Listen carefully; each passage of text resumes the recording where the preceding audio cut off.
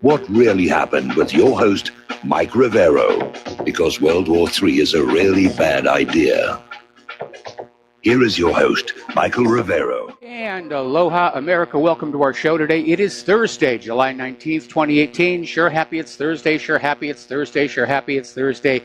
And we have got a lot of stuff to talk about today. The phone lines are open, 800-313-9443. Mike is in our control room ready to answer the phone, put you on the air with your comments, questions, and opinions.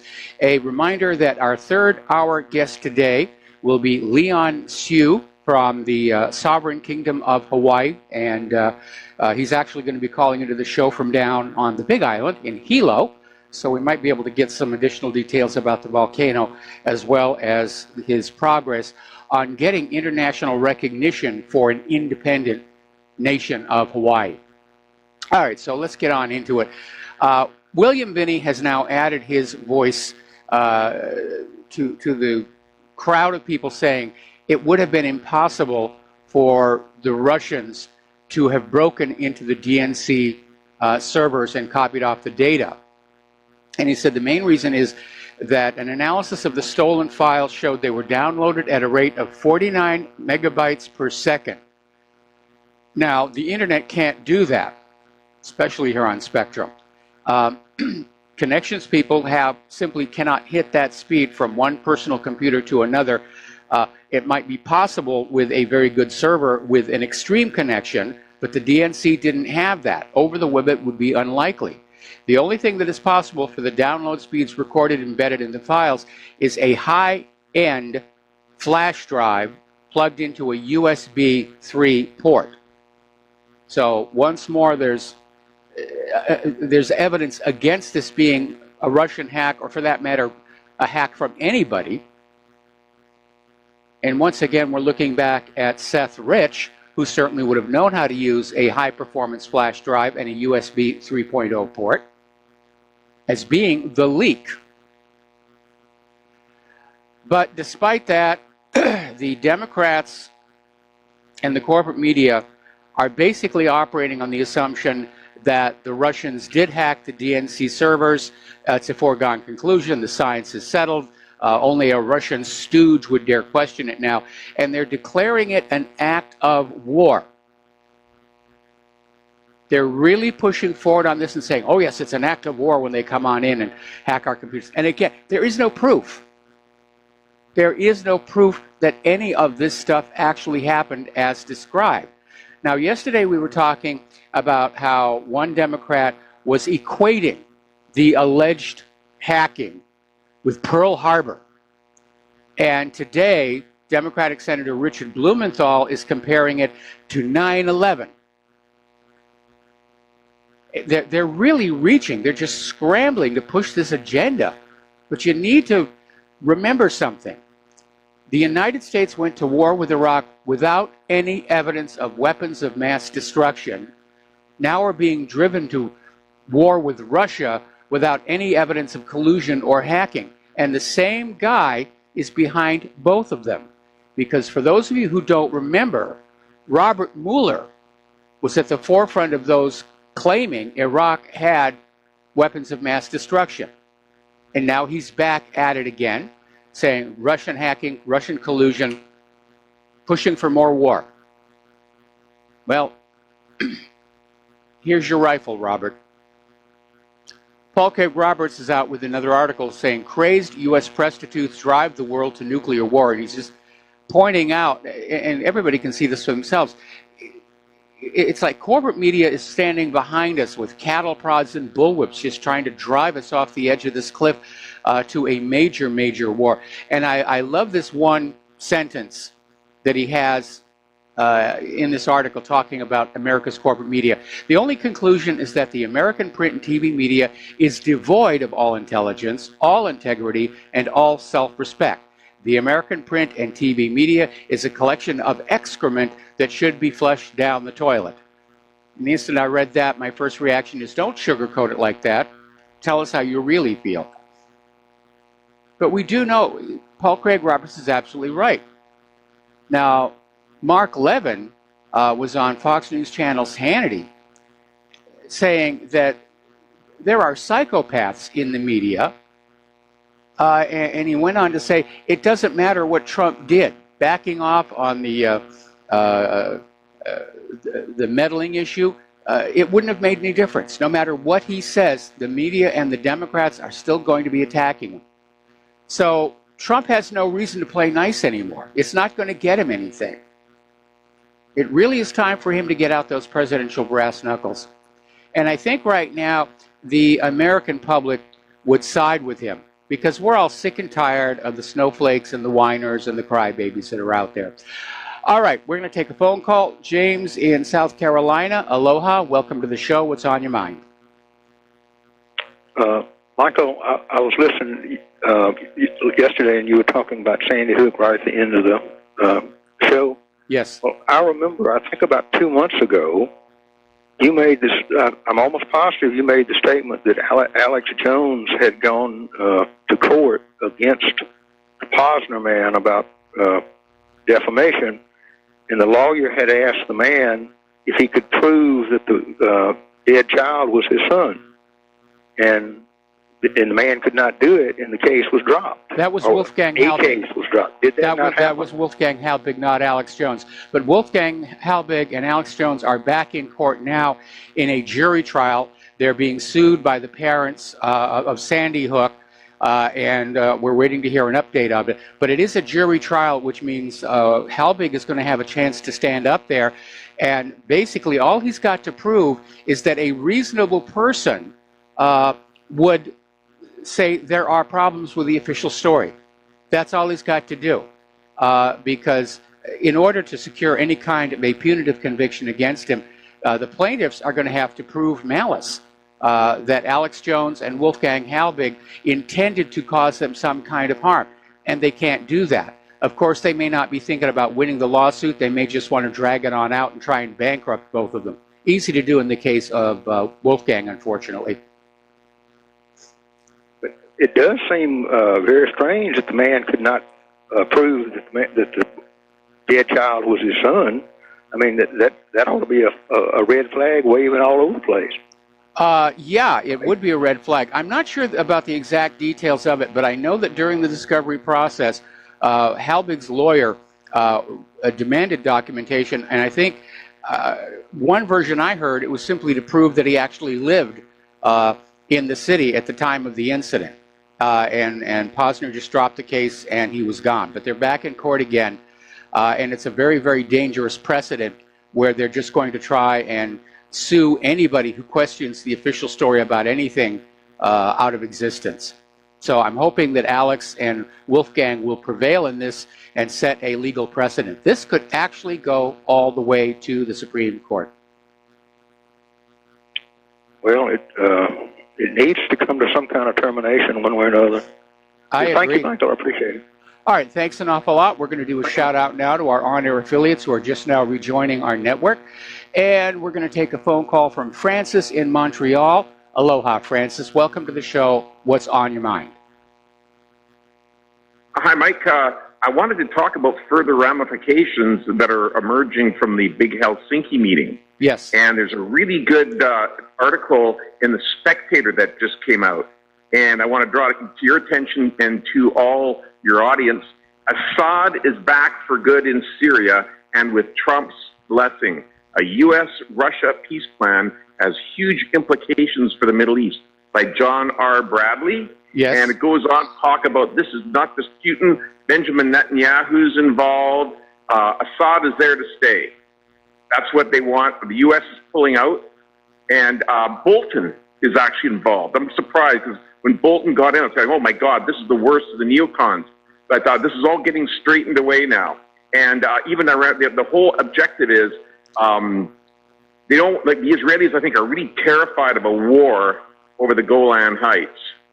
And with Iran and Hezbollah involved against them. So part of the deal is Hezbollah is going back to southern Lebanon, and they're going to stay put and be left alone.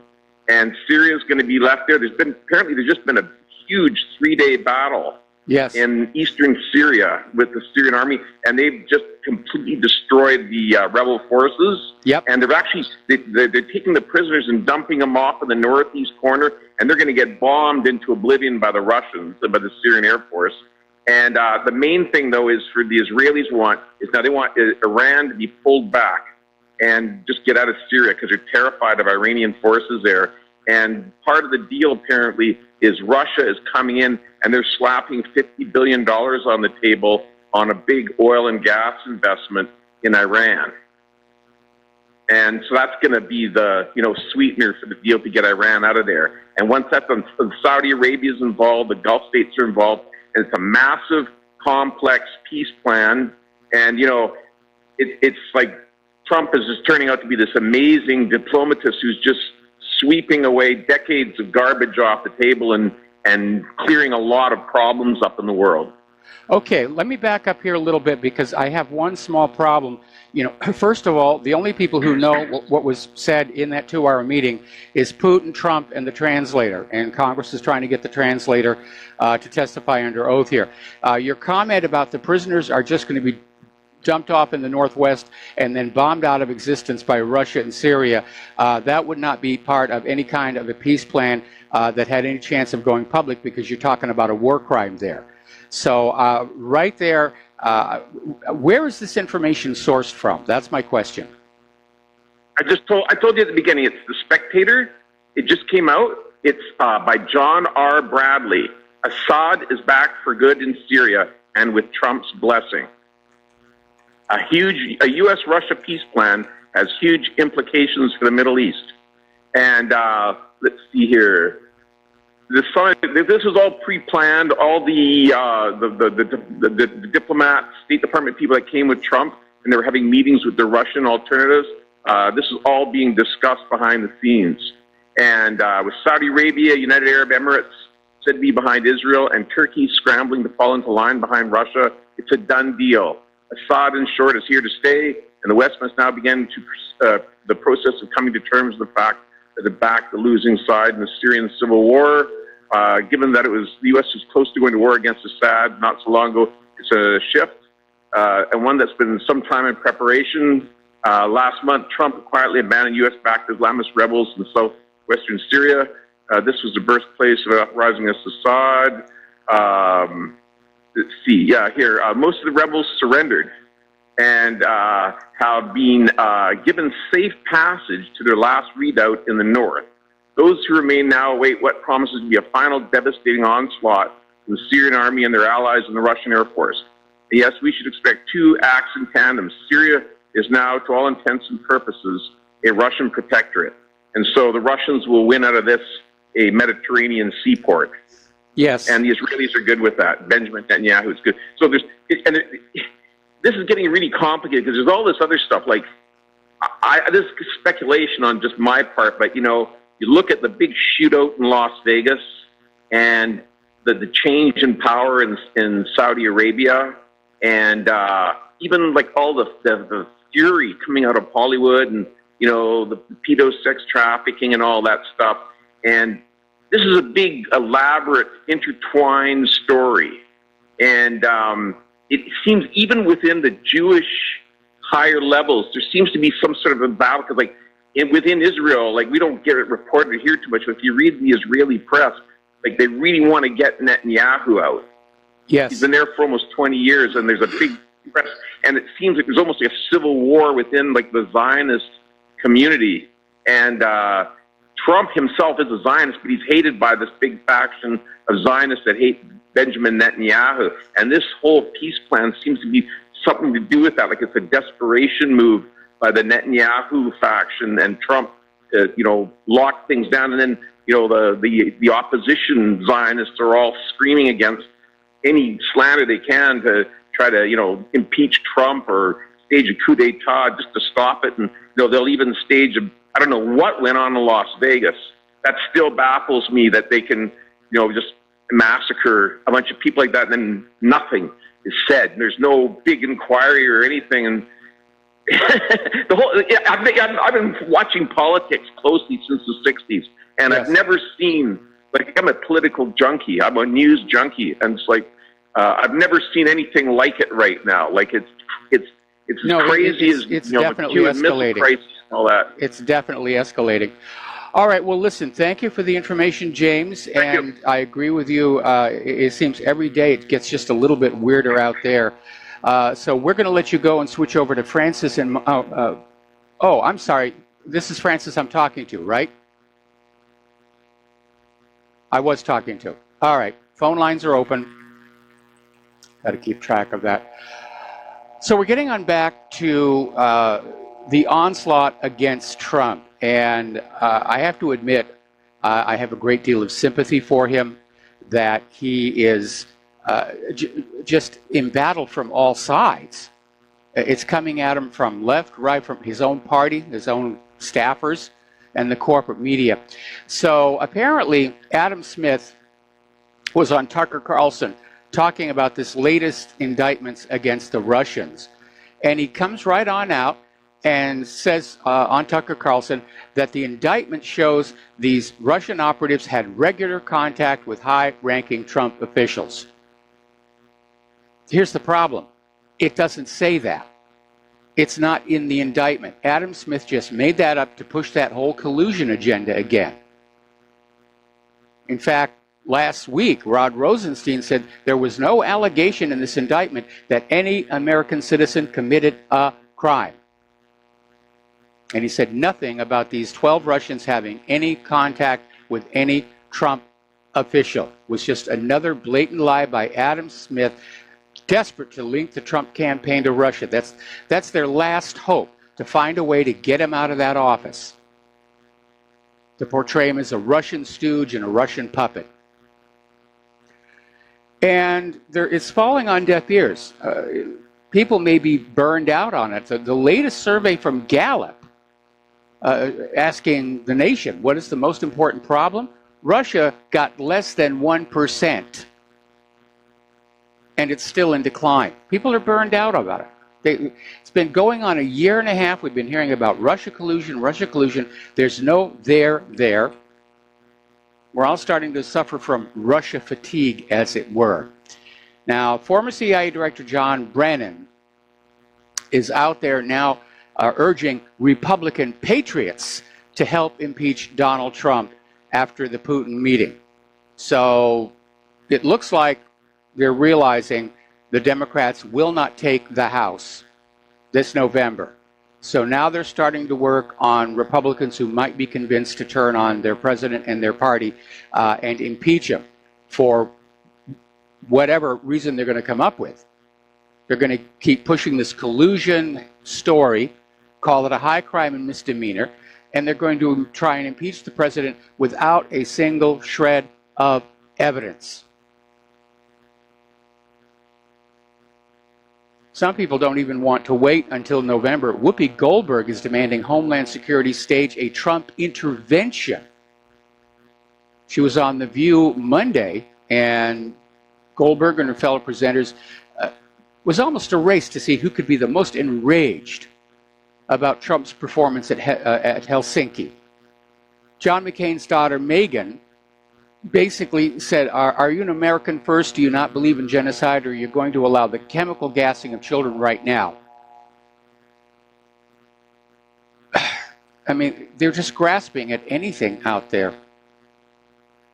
And unfortunately, the incivility is spreading the other way, because Michael Schur, a former senior official in the CIA and a New York Times bestselling author, wrote an essay this week calling for supporters of Donald Trump to murder the president's political enemies and media critics. Now, Schur has been described as a far-right lunatic, and he's called for political violence in the past. But in his most recent writings, the ex-CIA operative included a hit list of traitors, including Clapper, Hayden, Tapper, Acosta, Hillary Clinton, Comey, John Podesta, Maddow, McCabe, Brennan, Page, Strzok, Wray. The reporting staffs of the Washington Post and the New York Times, the Council on Foreign Relations.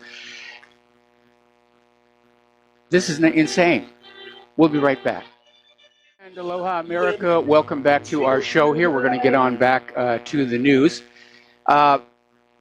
A lot of people are on Donald Trump's case over his lack of confidence in the intelligence agencies. And of course, he backpedaled on that and said, yes, I have confidence in all of our intelligence agencies. Then, of course, he still got attacked for that. And now he's basically come on out and said, the problem is that he has no confidence in intelligence led by Brennan, Clapper, or Comey. He said it's very hard to have confidence in that group. And the president was responding to a question on by CBS anchor Jeff Glor, saying that, yeah, it's the people in charge of these intelligence agencies that are the issue. And this might be a good time to remind everybody that John F. Kennedy had a fight with the CIA, which ended badly for John Kennedy here. So before you start going after anybody who criticizes the intelligence agencies, you have to look at their history. And there's an article that came out of Breitbart. If you think U.S. intelligence is never wrong, I have some yellow cake for you. And they have made mistakes. The U.S. intelligence community totally missed the Soviet Union's plans to invade Afghanistan, not to mention the collapse of the Soviet Union itself. And the FBI still insists Vince Foster committed suicide, and that everybody who saw a missile hit TWA 800 were just drunk. So they may have good intelligence, they may not be sharing it. We had the ex-head of the CIA only yesterday saying that they might choose to withhold information from the president himself. They want to be in control of the flow of information. Because if they can control the information, if they control the intelligence, they can control the president. And it wouldn't be the first time. They were doing it to Kennedy. When Kennedy was trying to figure out what was going on with Vietnam, the intelligence agencies were feeding him filtered information to get the president to go along with an agenda they had decided on. Okay, so on CNN, Wolf Blitzer was interviewing Senator Rand Paul. Rand Paul said that he stands with Trump after his meeting with Putin in Helsinki, and thinks that partisan hacks attacking Trump may be suffering from Trump derangement syndrome, which I guess is entering the popular lexicon, and that, yeah, you should question U.S. intelligence. They make mistakes, they carry out deceptions. Don't forget the CIA was running that gun and drug running operation out of Arkansas down to Nicaragua back in the 1980s. And Wolf Blitzer just lost it, just totally flipped out. How can you stand with this man who actually shook the hand of the president of Russia? And this anti-Russia hysteria, it's way over the top. It's jumped the shark. And I think that's the reason the Gallup poll is showing it's not registering with Americans anymore. In fact, I'll tell you, the number one concern for most Americans right now is the immigration problems. Now, Russia has announced they want to bring charges against an Obama-era U.S. ambassador and other U.S. intelligence agents linked to Browder and this transfer out of Russia of $1.5 billion without taxes, $400,000 of which wound up in Hillary Clinton's campaign. And so far, the White House is not ruling it out. The White House is actually considering letting Russia question this former ambassador. So it's amazing. And apparently the former ambassador, McFaul, he's already getting defensive. He's acting like somebody who's got something to hide. So Michael McFaul is not going to be sleeping very well. So there's going to be an issue there. I'm going to make a prediction here. looking at the vitriol that's coming on out, the calls for violence on both sides, it's starting to feel like a replay of the 60s when we went through that age of a political assassination. John F. Kennedy, Robert Kennedy, Martin Luther King, the attempt on George Wallace. It almost feels like we're hitting that level again. Anyway, the FBI chief, Christopher Wray, is threatening to quit if Trump allows Russian agents to come to the United States to interview Michael McFaul. That's how tense the situation is. Okay, we got to take another break for commercials. We got a caller waiting on the line. We will be right back. And aloha, America. Welcome back to the show. And we got a bunch of callers waiting on the line. So we're going to start with Glenn in Philadelphia. Aloha, Glenn. Welcome to the show. What's on your mind? Aloha, Mike. You had just cited an article that I believe you said ex-CIA guy, I think you said the last name was Shore, wrote, listing a bunch of people by name as Trump administration for violence. That just screamed to me that, since they're not having very good success with frontal assault, that this guy's, a crypto leftist and, an enemy pretending to be pro-Trump, and then everybody knows that incitement to violence is unethical and illegal and wrong. So I think this guy is just a mole who's, sounding off, trying to bring condemnation against Trump supporters, Well, he sure brought so that people can say they're violent. Because, that was, it's bad enough we're getting it from the leftist side, from Maxine Waters and these other people. But somebody's got to just say, cool down, let's go back to talking this through and trying to find, something that works for both of our sides here. Oh, yeah, of course. But again, like I said, anybody who, openly advocates violence and names people and stuff like that, the Secret Service should be visiting him, because he's I think he's an enemy masquerading as a friend and then behaving badly in order to get negative attention. So, just a thought. Well, all righty, thank you. Unless you're were to threaten like a former president, I don't think the Secret Service has jurisdiction in this case, but definitely a case could be made for him to be arrested under incitement. So thank you for the phone call, Glenn. We're going to let you go and go to Peter in Los Angeles. Aloha, Peter. Welcome to the show. What's on your mind? Hey, Michael, can you hear me? I hear you just fine. Mike, can you hear me? Oh, great. I'm in my car. Mike, I wanted to comment about Trump has every reason. As a matter of fact, I don't think there's ever been a president or even a governmental official in the history of the United States that would have more reason to doubt and to mistrust our intelligence community. And let me just point out a couple things that I know we've talked about before, but one of the things is there's not one person in Congress, even the people in the Senate and the House intelligence committees, that know what the real budget of the intelligence community is. Now, one of them knows. They don't know. Some of them don't know the black stuff. Others don't know what they are, of course, getting from their drug smuggling and other smuggling, and all of them are susceptible to bugging. But after all, it is the intelligence community that bugged their own Senate Oversight Committee, right? Yes. That has, even before Trump was elected, they floated the idea of not giving him, truthful briefings. Do you remember that? I remember that. I do remember that. Yeah, so they totally bound to get him. They own all the newspapers, as they said in the church committee meetings. There's not one journalist of any note in the mainstream media back in the 70s that the CIA didn't know. So they're completely dirty. They have an agenda.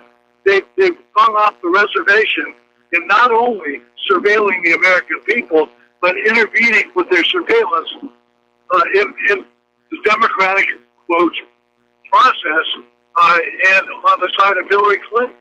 There, if all that were to come out and everything worked the way it should, they would be abolished for that.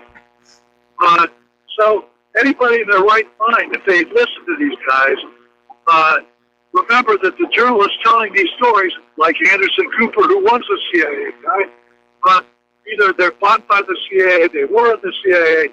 The CIA certainly is backing them. They can bribe and silence them with knowledge of all of Congress, pretty much. And anybody who's clean in Congress that they're surveilling, well, maybe their son or daughter's not. Maybe their mother or father is not. Maybe their wife isn't. Almost everybody can be gotten to. And these guys can get to everybody. Yes, it's a sad fact of life here, and these people are not James Bond. In truth, the few CIA people I've met were not very impressive back when I was at CBS Television City. But they have all this unbridled power. They have all of this wealth. They certainly act like they think they can do whatever they want because they're CIA. And it's sort of true. It's very rare that you see any CIA assets in a court. In fact, the last time I think that happened was in the run-up to the Watergate scandal. Mike, I think that the most people question Trump's sanity and his mental stability. I think in his questioning the intelligence community is the samest thing that any president I've ever seen done. They are they're like the Gestapo, the KGB. They're horrible. They are the players behind the scenes. They're what has to be abolished. Along with the Federal Reserve, you simply cannot have a democracy that can function with agencies that can, are unauditable, like the Federal Reserve, or can fund every single human being in the world whenever they want, and also drop dirt on them, untrue dirt, and plant stories, in the press, plant things on your computer. They can do whatever they want. They can murder you, and they do. They kill people all over. Brennan was on the Tuesday morning, let's kill this guy, let's kill that guy meeting with Barack Obama, with the drone and special ops meetings. Every Tuesday, get together and see who we kill. These guys are heinous to the core. Yep. Yep. Unfortunately, you're absolutely right. But one of the reasons why people are attacking Donald Trump for questioning or doubting the intelligence agencies is that the intelligence agencies are the foundation of the propaganda. Assad is gassing his own people because we got that from one of our intelligence agencies. And we can't give you any more information because that would compromise the intelligence agency and their means and methods. So you just have to take our word for it. So if the credibility of the intelligence agencies is reduced in the eyes of the public, then the public skepticism continues to go on up. It's a gradual process of decay of all of our government institutions. And Mike, one more thing. It's Mockingbird, and it goes on forever, but since they control huge swaths of the media, the corporate media, they can control what they say, and you know what? They've been successful in wrapping their horrible death head, in the flag, and making themselves look like James Bond, like all these heroes that are intelligence agents, that we see in the movies, the press. It's all crap. They've managed to wrap themselves in the flag. It's like Heinrich Himmler wrapping himself in the American flag. Well, you're right. I mean, the CIA basically behaves like the mafia, but wrapped in the American flag. And because they're wrapped in the American flag, we're supposed to just look the other way when they engage in things like drug running, which they were doing not just out of Arkansas in the 1980s. They were bringing heroin, opium, back in from Vietnam. They had a nice little operation going there because they wanted a source of money that was outside congressional review and authorization. Mike, you remember Air America at one point in Southeast Asia during the Vietnam thing? Yes. They were, I believe, the third largest airline in the world, and it was all devoted to drug smuggling, pretty much. Well, no, it wasn't. It was basically contracted to provide non-military air support for the effort in Vietnam, but they certainly did a lot of drug smuggling. In fact, pardon me, one of the airplanes that was used in Vietnam eventually wound up in the possession of Barry Seal when he was running that operation out of Arkansas. Excuse me just a second. Sure. All right, I'm back. Just had to clear my throat. But like all the speculation about the coordinated effort to destroy the Helsinki meetings with the indictments by Mueller and all that, and I want to harken back to when Eisenhower was supposed to meet with Khrushchev, and Francis Gary Powers got shot down. By the way, that was after Lee Harvey Oswald, who worked as a Marine at one of the U-2 bases, and they think they have given technical information to the Russians that would enable them to shoot that and destroy that, that possible submarine.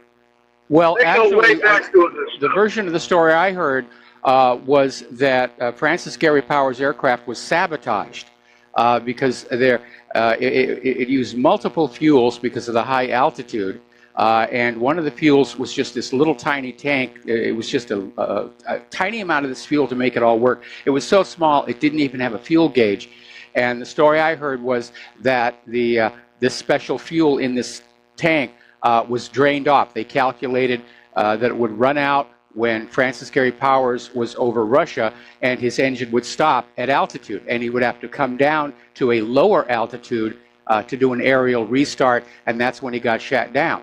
And this was all about preventing Kennedy and Khrushchev from having a peace summit. So we're seeing a replay of that all over again.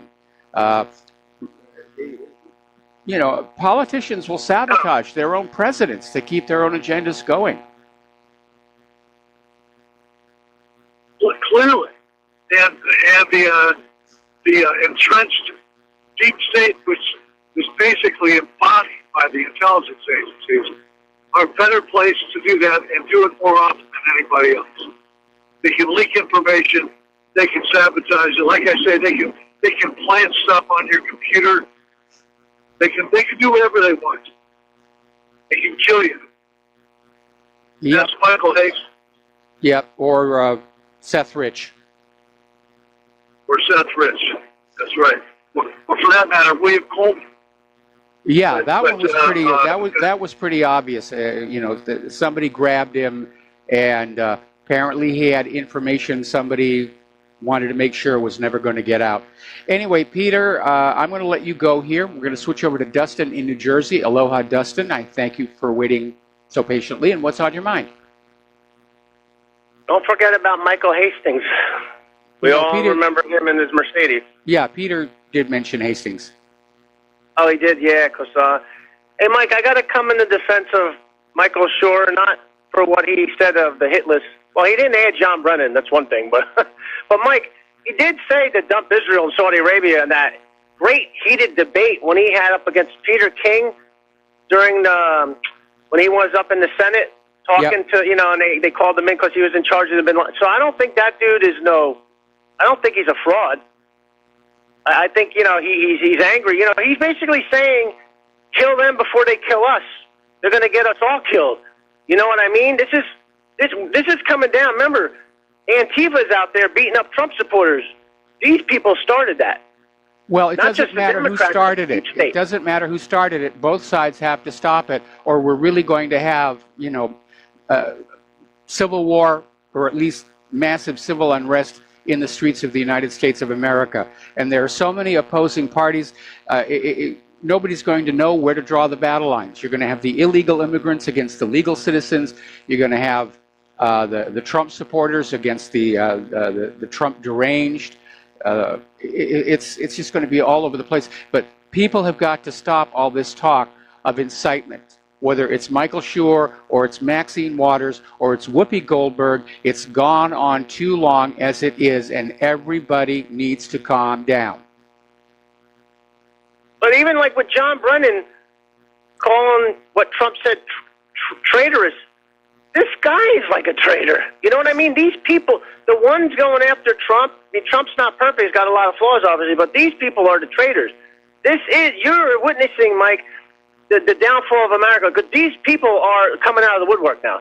You know, the Max Boots of the world, and we're seeing Anderson Cooper and Wolf Blitzer for what they are.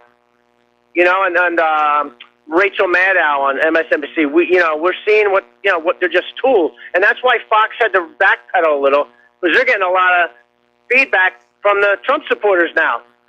You know, Fox don't have a lot of friends anymore. Well, none of them do. None of them do, and it's almost like this war with Russia agenda or Cold War agenda isn't working, and it seems like every day they're more and more desperate to demonize Russia and to demonize Donald Trump for talking peace with Russia.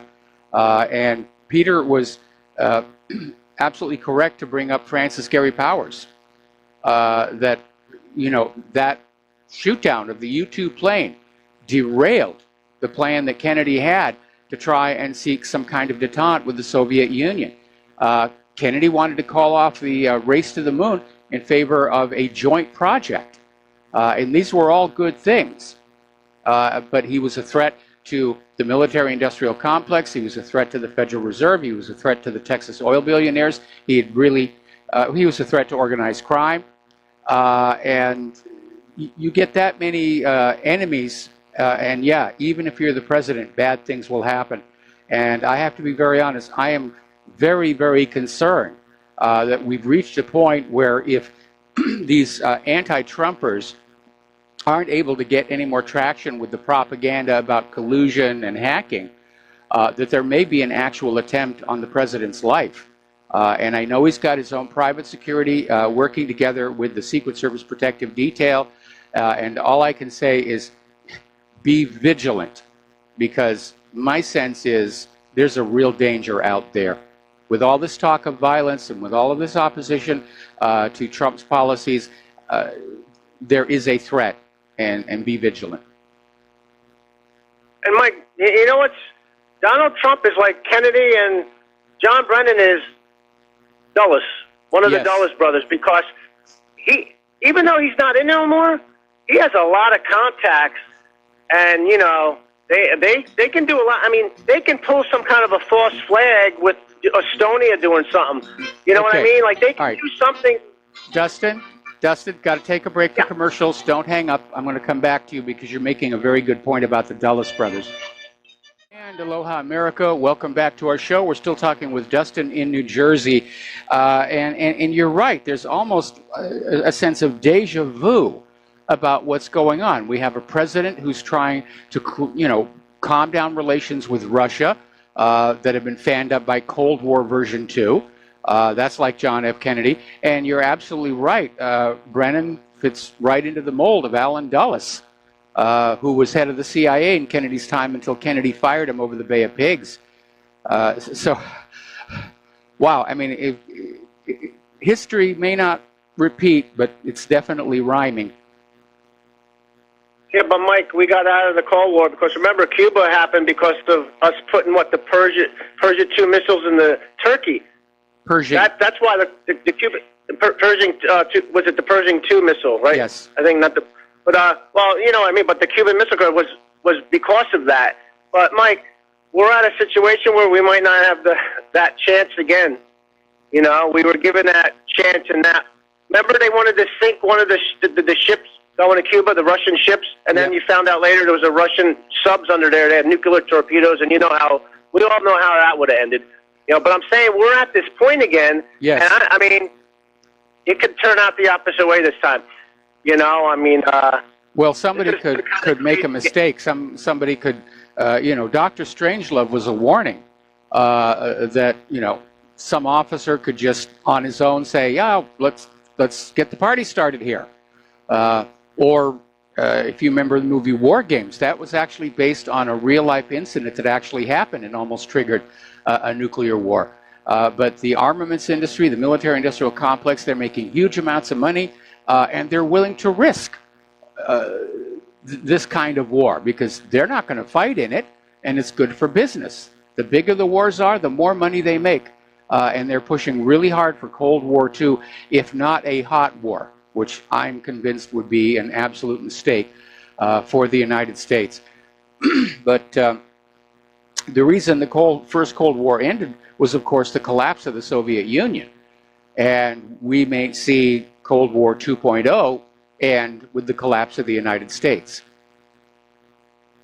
And nothing's happening here, Mike. Rotting infrastructure. Yep. 63% of the American people can't get $1,000 up for an emergency. Yep. And Mike, I went on YouTube. I saw China's building infrastructure all over the world. They got in Nairobi. They got uranium mines they're building. They got Yep. train stations and lines they built. They're expanding their lines, all brand new. And we're not building crap here. It's over here, Mike. We are building crap. That light rail down here at the bottom of the hill. I mean, years behind schedule, billions over budget. And it's emblematic of all that's gone wrong with this country, with everything that's politicized. Our government has bankrupted the wealth of this nation on the machinery of war. And we're obviously not going to win in Syria. Now they're talking about pulling out of Afghanistan.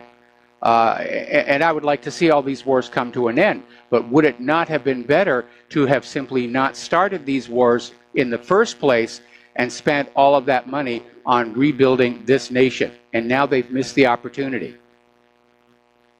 All right, thanks, Mike. Have a good show. All right, thanks an awful lot. We're going to take a break for station identification, and we will be right back. And aloha, America. Welcome back to our show. Hour number 2. The phone lines are open, 800-313-9443. Now, over in Paul Manafort's case, yesterday a federal judge denied a request by Paul Manafort's lawyers to suppress evidence seized by the FBI from his home as part of special counsel Robert Mueller's ongoing probe into the alleged collusion with Russia. And Manafort's lawyers had sought to limit the scope of evidence that prosecutors can rely on for his trial in September in Washington, D.C., claiming that the search warrant was overly broad and therefore unconstitutional. And that is because of the wording in that Fourth Amendment. Okay, the right of the people to be secure in their persons, houses, papers, and effects against unreasonable searches and seizures shall not be violated, and no warrants shall issue but upon probable cause supported by oath or affirmation, and particularly describing the place to be searched and the persons or things to be seized. It's that word particularly. You can't show up at a house with a search warrant that says, we just want to search. The warrant has to say, we are looking for illegal fluffy dogs or something like that. And that's what they have to be looking for. But the judge basically sided with the prosecutors and said, no, it's not overly broad, even though what they're going after Manafort about has absolutely nothing to do with the alleged collusion between the Trump campaign and Russia. What Mueller wants to do is get Manafort in a headlock and try and turn him, get him to turn on Trump and give him something. All right, we're going to take a phone call. Mark in North Carolina. Aloha. Welcome to the show. What's on your mind? Yeah, Mike, a couple of things I wanted to ask you. One is this obsession now with Russia. Just goes to show me the establishment, including the media staff, mainstream media, that they're working probably for the military-industrial complex because they need a bogeyman. If they don't have a bogeyman, there's no reason to justify the ridiculous amount of defense, so-called defense, actually police the world spending. And they also, I really wonder if these people are stupid enough to think that anybody would win a nuclear war, or that if we had a localized war, let's say on Russia's border, Russians would be motivated. They don't want their country invaded again. They have to sing and the next war will not be fought on Russian soil. And I think they kick our butt. All right, I think they're more motivated. The other thing I wanted to ask you about is China. Yes. I know there's a lot of people now that think China is really our main enemy and blah, blah, blah, including, by the way, Alex Jones, on InfoWars. And I even heard Hannity recently say it also. They're the ones that are really spying on us, blah, blah, blah. Do you think China is really, I know they're still supposedly a communist country. Do you think they really, are that terrible? And another thing, too, what they're saying, they chain kids up to trees while the parents go to work, and have a suicide net, people jumping out of, because they're so disgusted with their jobs they're doing, that they have the net to stop them from committing suicide at all, and it's just one terrible, horrible place. Do you believe that or what? No, I don't. And part of the reason for that is that we have seen this pattern before. Whenever the military-industrial complex wants to kick up another war, it's preceded by propaganda about what a terrible place this is and how the people are suffering. And really, we have a moral imperative to go on in and help these people. I'm going to tell you right now, war with China would be a big mistake. First of all, it's a big country, and they have a lot of people in uniform. But I'm seeing the start of the propaganda run-up. It's like we don't have enough wars on our hands already, and they're pushing hard for war with Russia, and now they're doing it to China. And it's hard to see what the thinking is. Are they really planning a world war, or do they just want to give us the illusion of one so they can go on taking our money and giving us absolutely nothing back for it? I just wonder, being the kind of with the all-volunteer army today, and I really don't think they're picking the best of the best anymore. I think that more and more young people are being wise to what's really going on, because they've had to lower their standards. The recruiters have had to lower their standards. So, how do they? The only way they would have the amount of troops is with a draft. If you think they're going to get people out of this population, especially young people they need, they're crazy. First of all, these people they get their news, again, not from the mainstream media, but from the net. They know what's going on. Yep. And they're going to want to be, you would have riots, make the 60s look tame. Yep. And if you somehow did get them into uniform and did get them out in the field, and they had to fight, let's say, a localized war against Russia, let's say it didn't go nuclear, they'd slaughter us, because they're motivated. They have no, they have to, you by the way, you mentioned Michael Scheuer. Michael Scheuer is, says actually, he's very truthful about what he says. He wants us to get out of these wars and stuff like that. He's made it clear, what we're facing and what we're dealing with if we keep starting these things. If you talk about a different Michael Scheuer, I don't know. There's just no way that they could win a localized war like that, and it would have to have draft. And I just don't know what these people are thinking, because, well, what? Russia means no harm to us. They're not a threat to us. No, they're unless not. we make them a threat. China, I don't think they're making them a threat. They're making them a threat because that's good for the armaments industry. It allows the government to try and scare us into obedience, except that part of it doesn't seem to be working, according to that Gallup poll. We're not falling for it. We're not afraid of the big bag Russian boogeyman. We're more concerned with illegal immigration, according to Gallup. So, what did that Gallup say? I'm sorry? What did Gallup poll say? I missed it. Concern about Russia, less than 1% of the population said it was their top area of concern. And the top area of concern for the majority of the people who were polled by Gallup is immigration. Yeah, immigration and jobs, sending our jobs overseas and, things like that. I don't know if it's a good idea to have tariffs or not. That might backfire. I understand Trump was talking today against the raising the interest rate, which I can understand. They should have raised the interest rates a long time ago. But now is probably not the time to do it because, this could just, any improvement this economy is making now, that could just destroy it right there and then. Yes, it would. And it could even trigger a market crash. Basically, all the indicators are saying we're going to be in another recession next year. What do you think is going to happen with housing? You think housing is going to go down again too? Yeah, we're in another housing bubble. Wall Street never learns any lessons from their past disasters because they don't have to pay for them. When they had that 2008 real estate bubble followed by the mortgage-backed security meltdown, it didn't cost them anything. Nobody went to jail. Yes, AIG went out of business, but the others were all propped up and saved by TARP and bailouts and quantitative easing.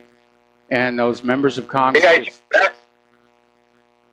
they're advertising all the time. They run commercials. Evidently, if they ran out of business, evidently they're back, you know? Okay. They're always Or advertising. I'm sorry, or was it Lehman Brothers who collapsed? Oh, Lehman Brothers, right. Yeah, I misspoke. But I'm surprised even with China that, you know, I don't know what's gone on with like InfoWars and all that, why they're drumming up about China, because China, you know, to me, China is actually almost a miracle when you consider that not that long ago they were still walking around in those, what they call them, Mao suits or something like that, you know, looked like the fatigue outfits we used to wear when I was in the Army, you know? Yep. And their hat, everything like that, and that's where people walked around. Today, everything I can see, I look at China, they're a modern society. If anything, more modern than we are today. They are. Now, some years ago, I took Claire to Cincinnati, Ohio for the World Choral Olympics, and it is a global event. And there were several choirs there from China. And it's obvious these kids were all happy. They, you know, of course, they're traveling the world.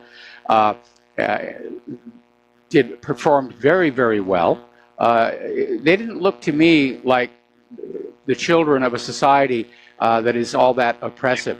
And again, the goal of the propagandists in the United States is to convince you that this is still the greatest nation on earth, even as we slide into obvious decline. And back in the 1980s, I had an opportunity to work in some other countries in Europe and noticed that conditions there were not as they had been presented by American media. They were a lot better. And I had a wonderful time. So, yeah, they want you to believe this is the best nation on earth. They don't want you to leave. They want you to stay here and work within the system. And so, yeah, they're going to try and puff up how great things are in this country.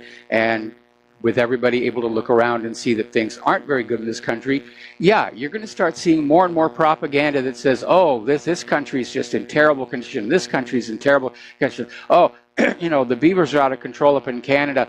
You know, China's doing all these evil things and Russia's doing all these evil things. And, you know, you couldn't possibly want to think about emigrating, although a lot of Americans are. A lot of Americans are giving up their citizenship and getting the heck out of Dodge. By the way, did you see what Putin is doing, by the way? And by the way, Michael Scheuer brought that up, and then I looked it up, and sure enough, he's bringing in 15,000 families from farming families to South Africa, because you know what's going on there. You know, there's almost genocide take place there. He's bringing them, and I think that's just a start. I think you might see all 4 million before this is over going to Russia, and he's offering land and everything else. I mean, so, you know, and Michael Scheuer pointed this out, too, on the John Frederick show. I'm not sure who the John Frederick show is, but I found it on YouTube. And he's saying that Scheuer even said, I mean, this man's a Christian, and he's inviting Christians over. It's, you know, it's not like they're making him out to be. You know, the way the media makes him out to be, you think he's the second coming of Stalin. And he has the Politburo working full-time, and he has the gulags going full-time. That's what, if you listen to the stupid media, the mainstream media, that's what you would think. And that means the so-called right-wing media like Fox News and the other clowns, you know, CNN and MSNBC. we're really just the same coin, just different sides. Yes. So, there's no, there's no rhyme or reason for what they're doing. And we're finding out, but people are finding out. People found out too during the World Cup, I think. Now, I don't know how much the sanctions are affecting Russia. I don't think they're affecting them as much as we'd like, as they planned on. But you would probably know more about that. Yeah, there was actually there was an American politician who'd gone to Russia for the World Cup, and he said, looking around, it doesn't look like the sanctions have really had much of an effect at all. And again, it's just poking a finger in Putin's eye more than anything else. Russia, of course, is a very, very large country, and there are some very beautiful cities like, St. Petersburg and Moscow. And then there's all the way out on the Kamchatka Peninsula, and that's developed. But there's a lot of still undeveloped territory in the middle. And Putin has been running this free land deal actually for a while, where if you're willing to move to one of these undeveloped areas, you can have a big chunk of land to set up a farm or whatever you want to do here. And it's basically, he's replaying the Homestead Act that we had to build up the American West. And he could eventually wind up with quite a few of those white South African farmers moving on up there. And they'd certainly be a lot colder in the winter than they are now.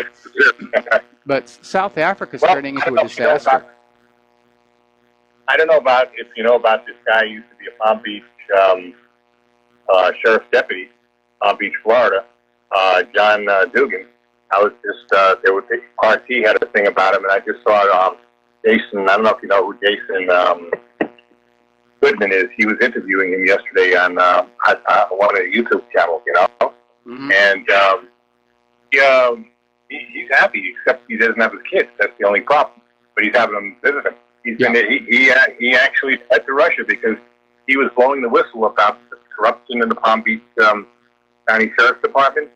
And he was a computer expert at the same time, and they got wind of it, and they started going after him. They stick the FBI in him also, and he decided, you know what, he had to escape. He had to escape first to Canada, and then get a plane to Canada to finally to I think it went to Romania or something like that, and then went from there to Russia.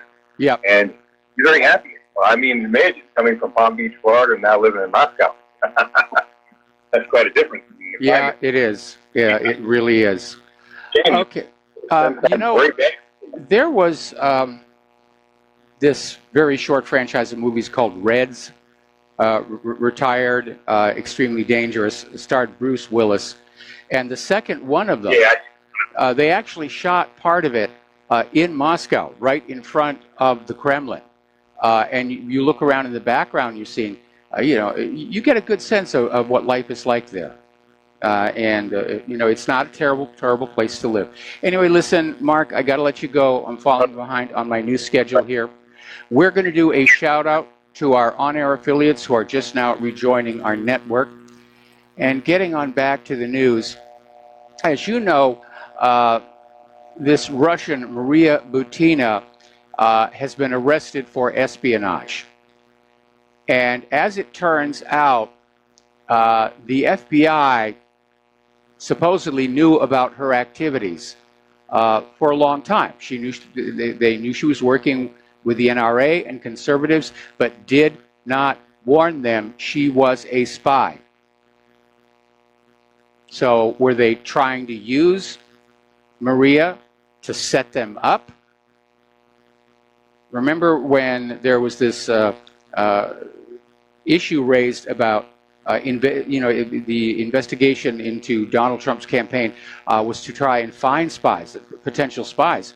And the first thing he said was, "Why didn't you tell me? Why didn't you tell me you suspected this person might be a spy? I wouldn't have hired them in the first place." So we have exactly the same thing. Again, the FBI was using this Russian asset to try and set up the NRA and various conservatives. What a mess over there. Okay, well, Joe Lieberman is calling for Democrats to reject Alexandria Ocasio-Cortez in November. And the honeymoon is definitely over. And she's been quite controversial. When she was campaigning, she was openly critical of Israel's treatment of the Palestinians. She's an open borders advocate. I think it was yesterday we were reporting she was calling for all the ICE offices to be occupied and just demanding open borders. But she did beat incumbent Joe Crowley in the primary in her state.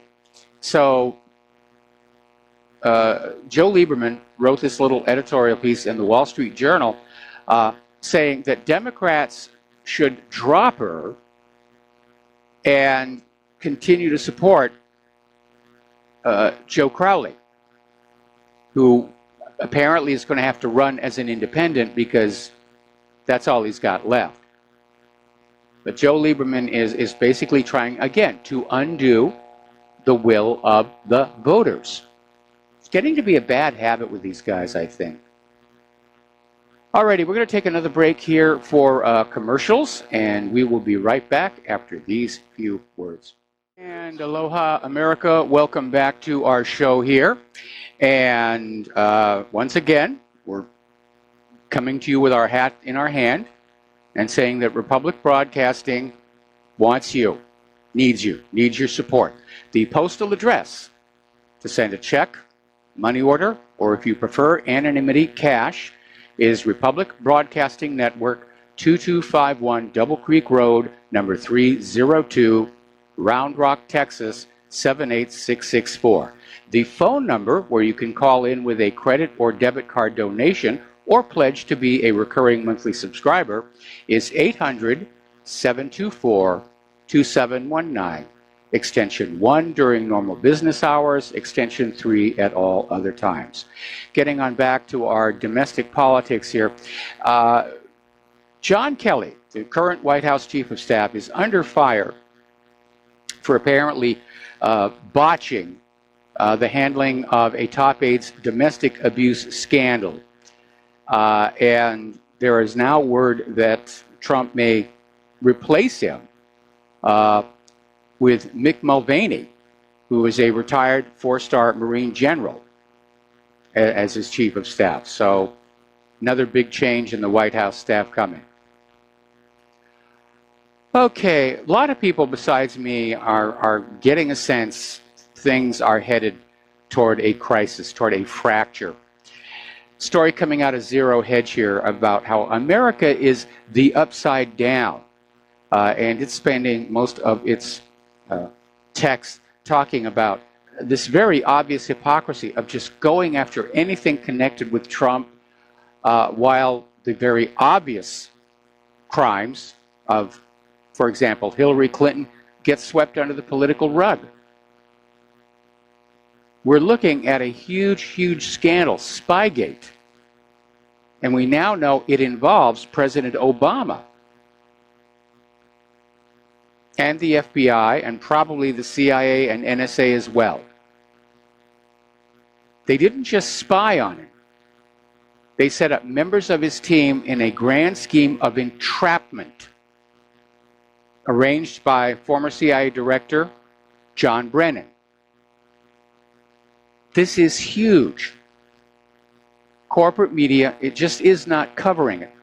Or they're covering the little individual pieces and they're missing the overall. Another article out of Zero Hedge. U.S. politics is reaching a breaking point. And so the article says, Putin has declared the Cold War over, which is why all the war hawks are so unhappy in this country. They all have stock in the military-industrial complex. Pat Buchanan agrees, and you have to give kudos to Trump for going to Singapore and Helsinki looking for peace, and that, of course, does make him a danger to the military-industrial complex. So we are heading toward a fracture or a crisis of some kind. What was it Lincoln said? A house divided against itself cannot endure. that's what's happening in Washington, D.C. It's fractured, it's factionalized, it's dysfunctional. All right, let's talk about the war zones here. Down in Syria, the Syrian Democratic Forces are trying to normalize relations with Damascus. They're saying, let's sit down and talk about a way that we can just sort of end this war and peacefully coexist. And so that is a very, very positive development. Now, you know that Israel has been encouraging, championing the flow of refugees from war-torn areas into Europe. They think it's a great idea. Well, now we have refugees fleeing from the fighting in southern Syria that are heading for the border with Israel, and Israel is turning them away. Another little double standard out there. And there was a Reuters reporter at the scene, said an officer on the Israeli side of the fence told the crowd, get back before something bad happens. Okay, Lindsey Graham, who once ran for president himself, huge supporter of Israel, and he's come out now warning Israel against any deal with Russia over Syria. And he came on out and said, be very careful making agreements with Russia in Syria that affect U.S. interests.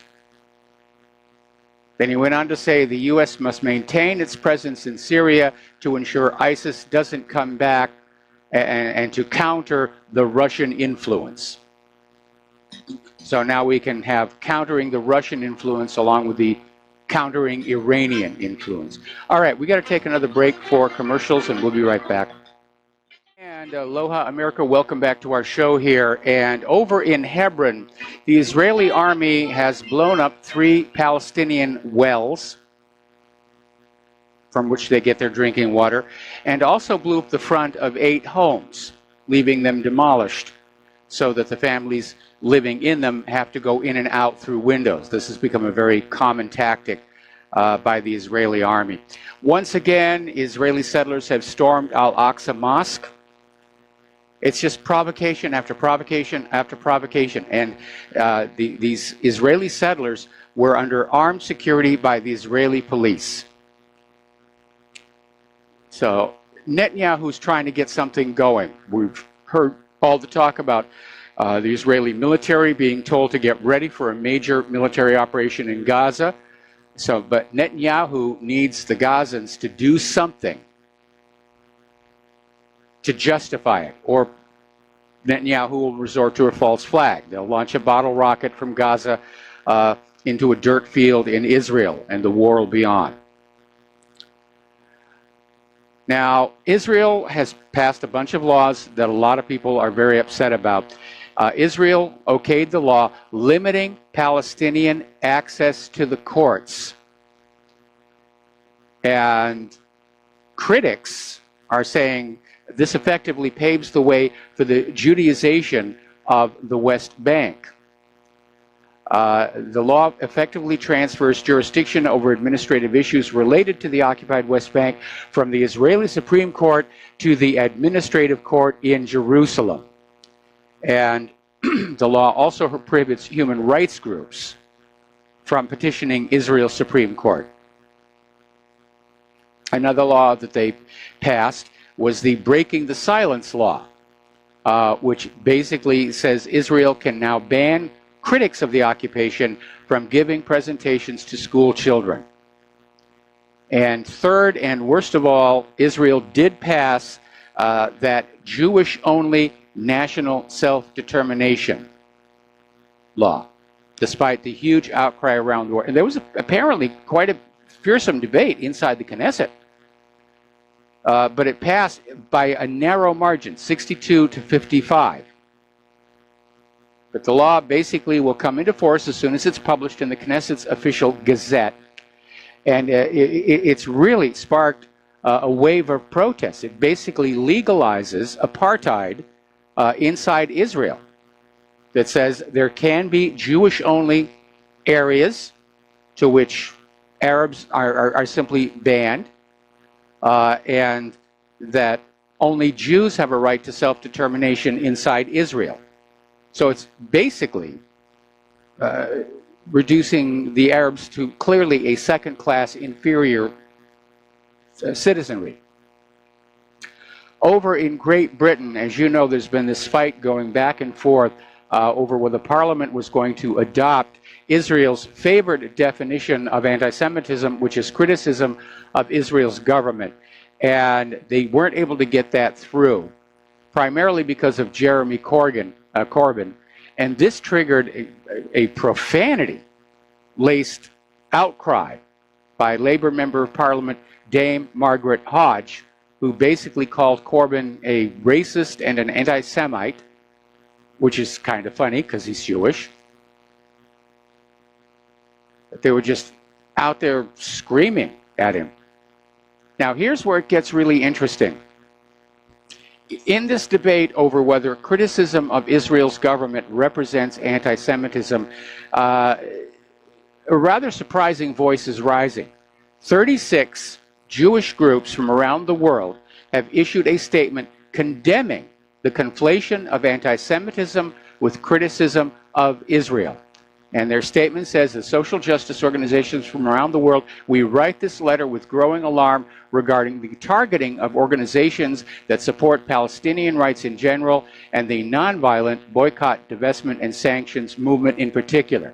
These attacks too often take the form of cynical and false accusations of anti-Semitism that dangerously conflate anti-Jewish racism with opposition to Israel's policies and the system of occupation and apartheid. And among the various groups that signed the statement are Jewish Voice for Peace. We've linked to their website on many times. In fact, they initiated this whole thing. Jews for Palestinian Right of Return, Jews of Color and Sephardi, and Misra Jews in solidarity with Palestine. Jews say no. And there was even a Jewish group inside Israel itself that signed on to this, along with the Netherlands, Belgium, France, New Zealand, Canada, Germany, Spain, South Africa, Argentina, and the United Kingdom.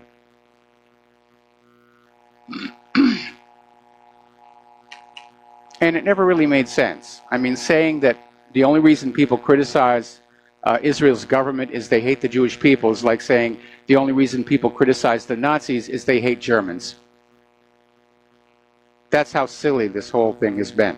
Now, as you know, the Freedom Flotilla is underway, and they're making progress. They're taking their time. They're stopping at ports. And there's a former Israeli Air Force pilot who is among the volunteers on the flotilla, Yonatan Shapira.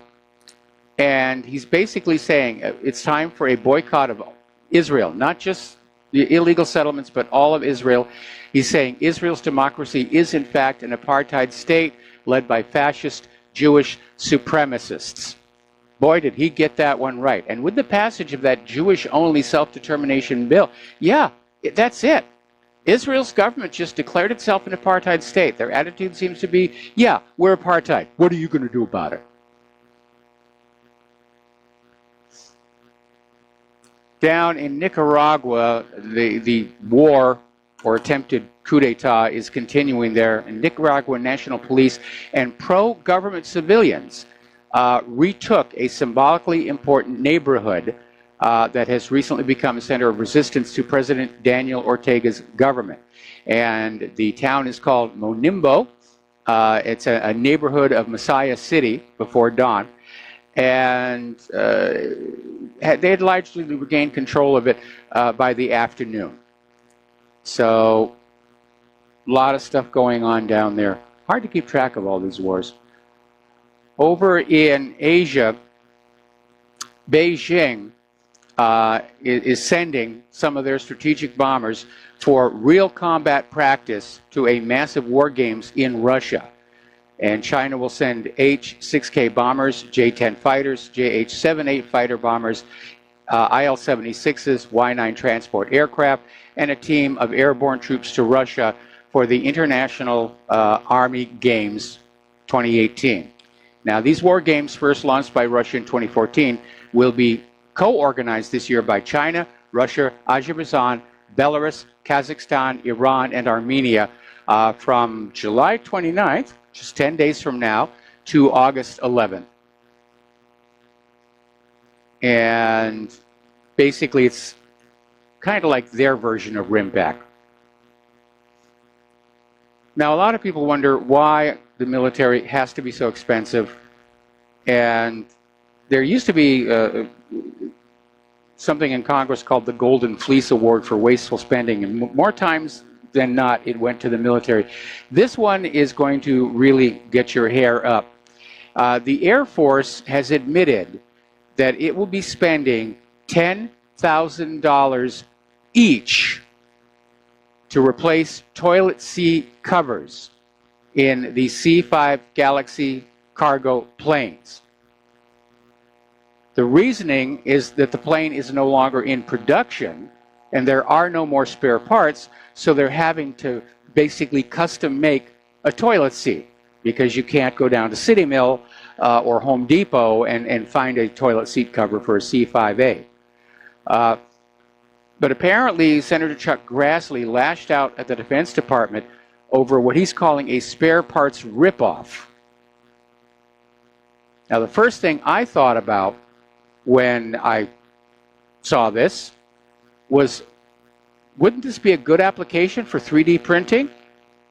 I mean, they've still got the old seats. They can scan those to get the shape, and then you 3D print them out with a new material. That's going to come in for a lot less than $10,000. But they never listen to me on these things. Claire's laughing in the other room.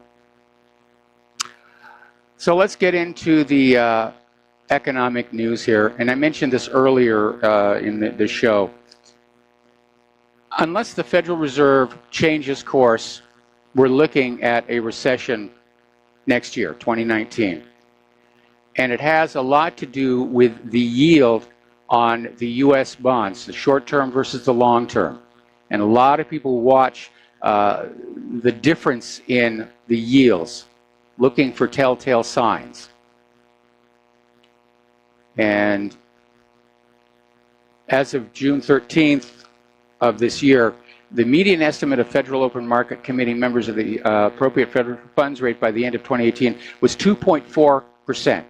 This implies that the Federal Reserve has penciled in 2 more 25 basis points increases by the end of the year.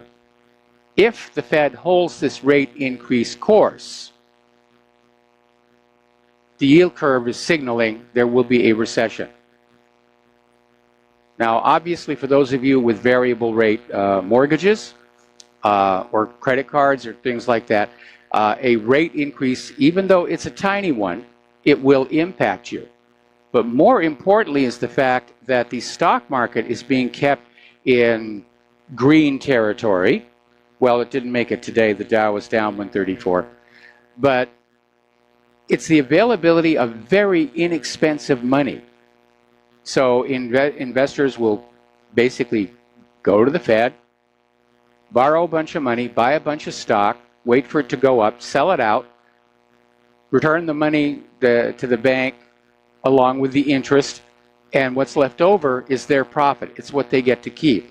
And that activity, that upward pressure, drives the market upward. That activity is going to slow down when the cost of borrowing that money to play that little game with the stock market means there's nothing left over. Nobody's going to do this just for fun. Now, Cyprus, remember Cyprus? They had that huge banking crisis, led to bail-ins, bailouts, and massive poverty. Apparently, it is happening all over again. The Cyprus Cooperative Bank apparently has failed and will be sold to Hellenic Bank for very little. And there is already a bank run forming following the news, which has only just started. And, you know, the cooperative bank has been split into a good bank and sold off to Hellenic Bank. This sentence doesn't really make any sense. So, again, in Europe. Now, despite all the talk about the economic recovery here, we are seeing that the deficit for next year is projected to top $1 trillion. Now, we're not talking debt, we're talking deficit. What it means is, as of next year, the U.S. government is planning on spending $1 trillion more than it takes in from taxes, tariffs, excises, from whatever sources it gets its money. And that means that by the end of the year, the total U.S. government debt will have climbed by another trillion, plus accruing interest. This nation is in serious, serious trouble. Story coming out of Russia today, the BRICS group of emerging economies are starting to close ranks in the face of U.S. trade aggression. And Putin is getting ready to attend the BRICS summit in South Africa next week. And of course, he's going to meet there with representatives from Brazil, India, China, and South Africa. And they're going to be talking about the challenges posed by this trade dispute with the United States. And the BRICS meeting comes at a time when the U.S. is trying to withdraw from global trade agreements that were first signed to serve its interest. Washington has been accused of paralyzing the work of the World Trade Organization by refusing to agree to the appointment of new judges at the WTO appellate body. So, let's talk about immigration and refugees and so forth here. Out in Los Angeles is still pushing forward to be a city of sanctuary. Now, of course, all of California is a sanctuary state, but a lot of cities have taken it on themselves to say we're sanctuary cities, and they're battling the Trump administration. Apparently a federal judge recently handed down rulings both for and against the Golden State's longtime position as a sanctuary city for undocumented immigrants. So the fight is going to the courtroom. Now, according to the Department of Homeland Security, more than 100 deported migrant parents intentionally left their children behind in the United States. And it doesn't look good, but it's the parents' decision. Hopefully they were left with somebody who's going to take care of them and are not just out there running wild, being picked up by child traffickers. Another report here that smugglers, again, we reported on this before. Border Patrol agents in South Texas arrested 3 unaccompanied minors being used by the Mexican drug cartels to smuggle marijuana across the Rio Grande River. And this is something that's been going on. There were 3 bundles on the 3 kids, total weight of 64 pounds. That's a lot of weight for a kid. Street value, $51,000.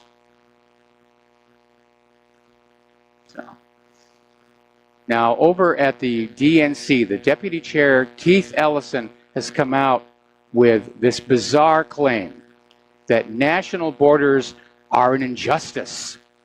They create injustice because people in other countries have a right to the United States that the American people built. It's not fair that we want to keep our country just for ourselves. That's their new, they're talking global socialism is what they're talking about.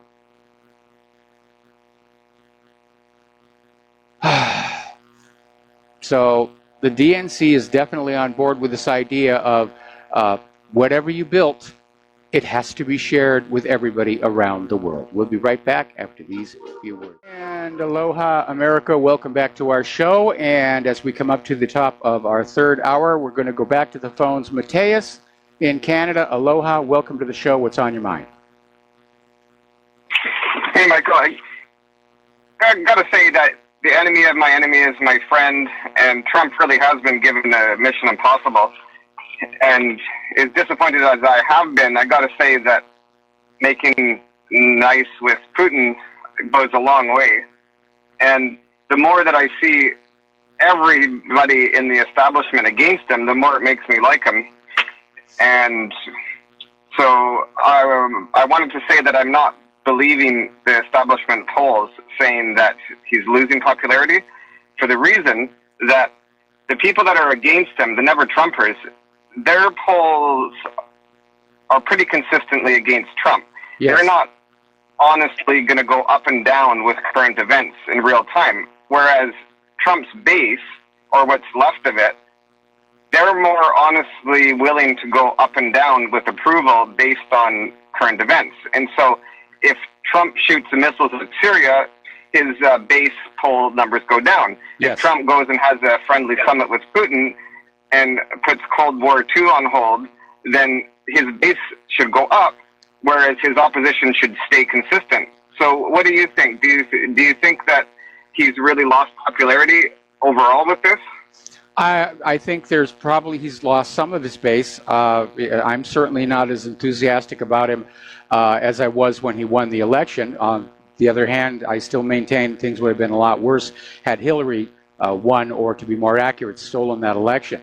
But yeah, the corporate media polls cannot be trusted, and we used to run polls on this website that asked the same question as the corporate media polls, and of course we got very, very different results. But if you want to know what's really going on, just talk to people and ask them what they think.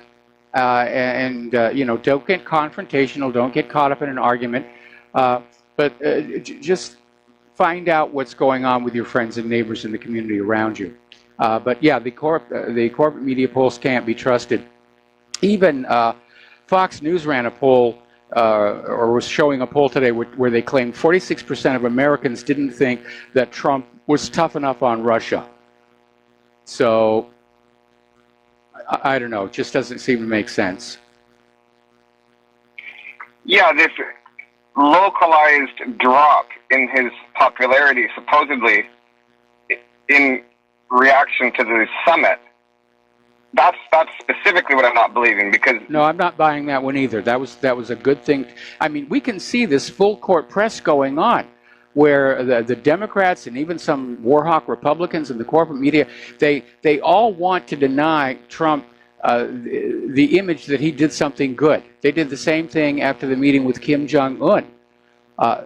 They basically want to destroy him in the eyes of the American people ahead of removing him. Yeah, I'm kind of giving him a little bit of a second chance because of this situation. I just realized it's really, he was given an impossible mission, and so, I mean, I'm going to lower my expectations a bit and give him a bit of a second chance. Regarding your $400,000 of illegal Clinton Foundation money transferred over from criminal elements in Russia. Mateus, I'm sorry, I'm going to have to let you go. We got to do a station identification, and after that, we have a guest on our show. So thank you for the phone call, and we'll be right back. Aloha, America. Welcome back to our show, hour number 3, and we're going to close the phone lines for a little bit here. Joining us right now is Leon Siu, Minister for Foreign Affairs for the Kingdom of Hawaii. And Leon, I wanted to get you back on the show because we're starting to see this whole issue of sovereignty and independence being brought up again by events in South Africa, events in Crimea. And so I think it was time for our people to have an update. But before we do that, you're calling us from Hilo, correct? Or no, actually, I am presently in Honolulu again. I was in Hilo yesterday. I was just going to ask if you could see the smoke and everything from the volcano from where you were. Oh yes. Well, I could when I was over there, yes. Because you can see it from a good part of the island because it's pretty prominent. It's right out there, you know, in the one of the tip of the islands. Yeah. Oh, okay. Well, let's get back to business here, and for the benefit of our listeners, what we're talking about here is the fact that Hawaii's statehood is not legitimate. There was a lot of skullduggery that attended that. And do you want to give them a quick overview of the history of Hawaii? Sure. Okay, very quickly. The United States at one point coveted Hawaii for its military position, for its strategic position as a military base, primarily Pearl Harbor. And at the same time, the American sugar planters, who had large sugar plantations in Hawaii, were wanting to have an open market to their sugar in the United States. They had enjoyed really quite a boom in their industry during the Civil War, but after the Civil War ended, the southern states came back online and the sugar prices started to plummet. So they thought that it would be best to be able to continue their sugar operations by annexing the Hawaiian Kingdom to the United States, thus it being a local product, and they would get high sugar prices. So the two sides colluded, and they devised a way to overthrow the Hawaiian Kingdom, or at least to depose the Queen and the government of the Hawaiian Kingdom. And so that came into being in 1893 when they moved on that plan. So with the United States collusion by landing troops in Hawaii, the sugar planters and their cohorts seized the government from the Queen. The Queen, recognizing that this was an entirely illegal act, stood down and said she was not going to provoke the U.S. to an open warfare. So she basically filed diplomatic protests, which were actually successful because within 9 months, the U.S.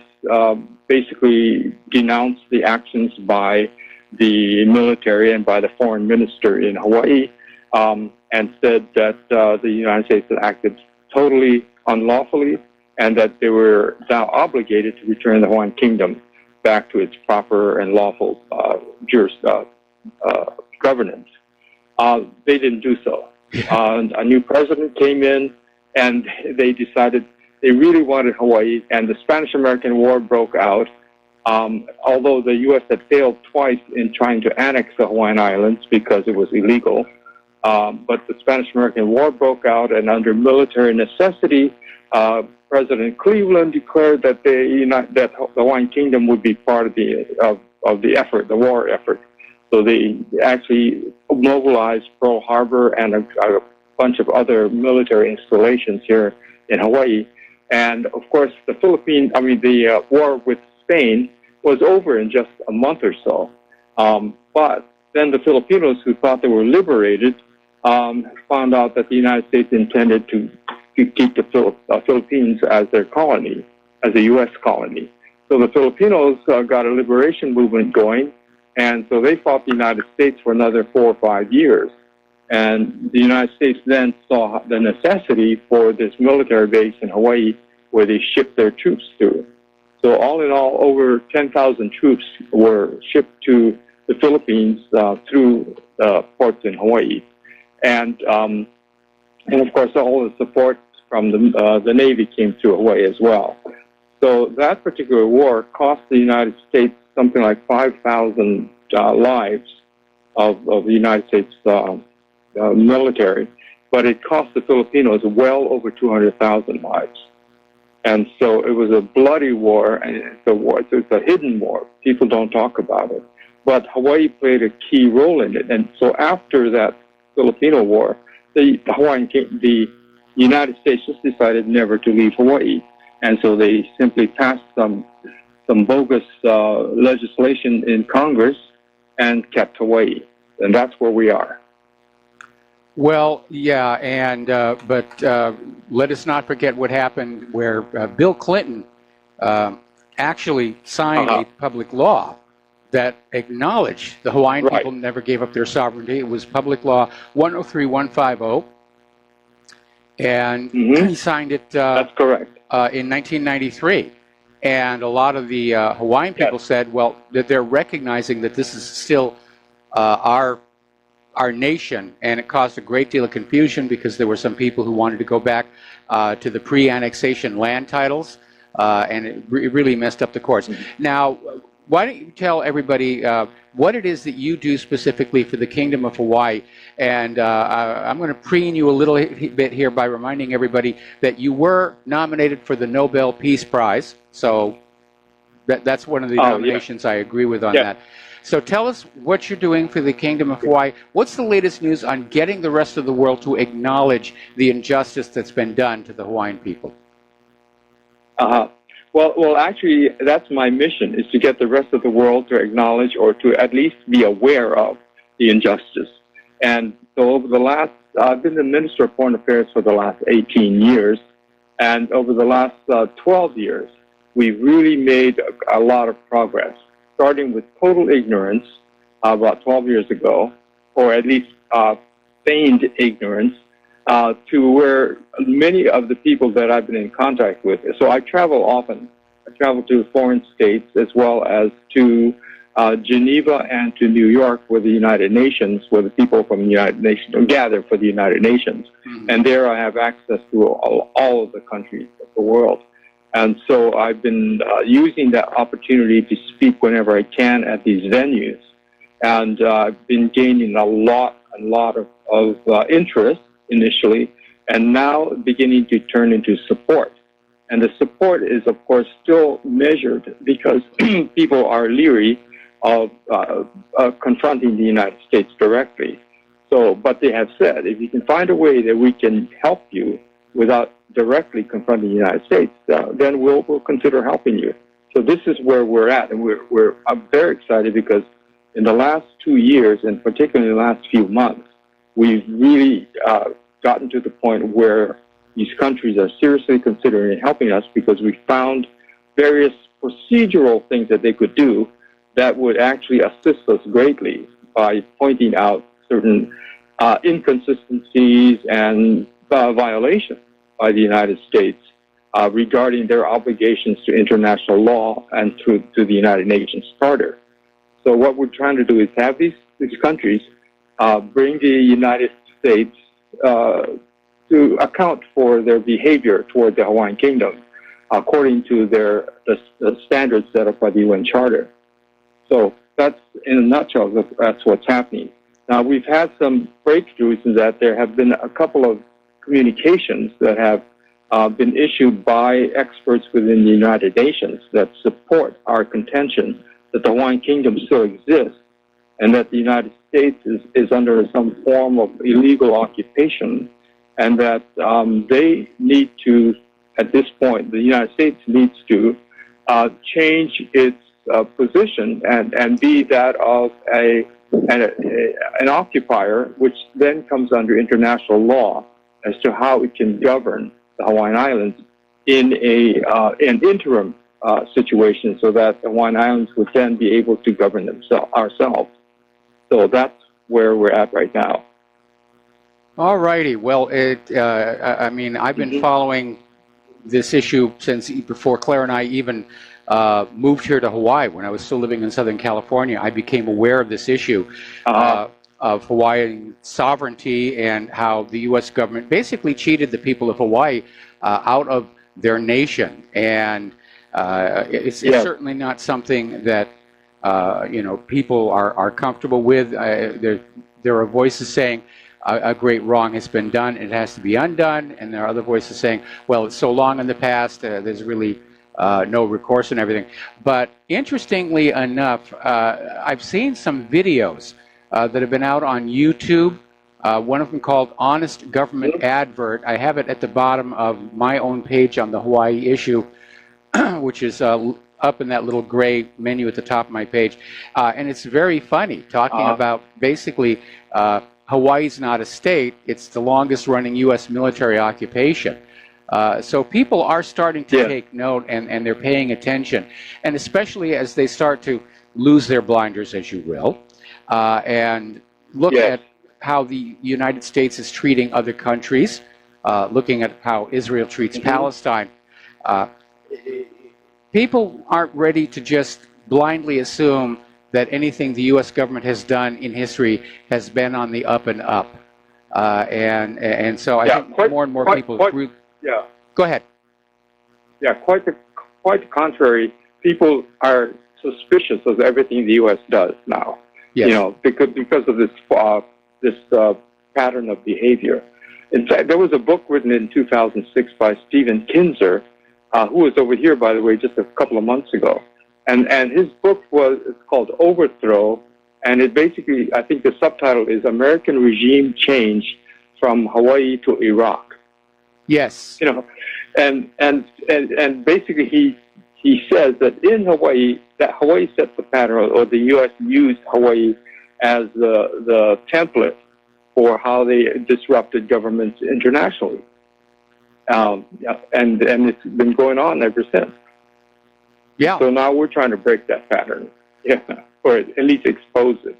Well, the pattern's pretty much exposed. There's a website called Third World Traveler, and they just have a list of the 50 times that, over 50 times, the United States government has tried to regime change other countries since the end of World War II. Not always successful. In fact, they're batting about 500. And but we're seeing that same pattern being applied to all these other countries. It's not always working. It obviously did not work in Syria. Right. Doesn't seem to be working in Afghanistan. And I think my personal opinion is that the United States government is currently showing a lot of the same symptoms or behaviors that we saw in the former Soviet Union just before it collapsed. And when you couple that with our economic realities, I think that we could see a serious reset or upset in the United States. And at that point, there might be more latitude for the Kingdom of Hawaii to basically go to the world and say, you know, it's time for us to get back our heritage. Yes, and our freedom. Yes. The right to govern ourselves and to make our own decisions and not to be dragged into the controversies and the wars of the United States. You know, the North Korea incident, you know, is one of those things that exemplifies that, where, you know, we would have been attacked by North Korea simply because the United States has their military bases here, not because of anything that Hawaii has done. So we're put into grave danger by the United States' presence in Hawaii. And of course, we saw that played out in World War II, or at the beginning of World War II with the attack from Japan. You know, that was not an act of aggression against the Hawaiian people. It was against the United States military base. And so we're saying that not only have they harmed us from the standpoint of depriving us of our resources and our lands and our ability to govern ourselves, but they are putting us in grave danger of being annihilated now by nuclear arms. So, yeah, and that would be true whether it was... We have a very strong... I was going to say that would be true whether it was North Korea or Russia or China. Yeah, we're being put in harm's way. Yes, yeah. In grave danger. And you live in Aiea, so you're right there at the Big Red X, Pearl Harbor. Yes, I am.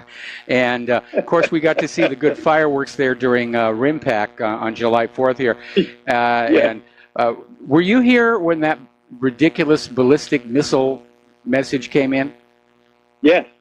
Oh, yes. Man. I still don't know what that was all about. The funny thing is that,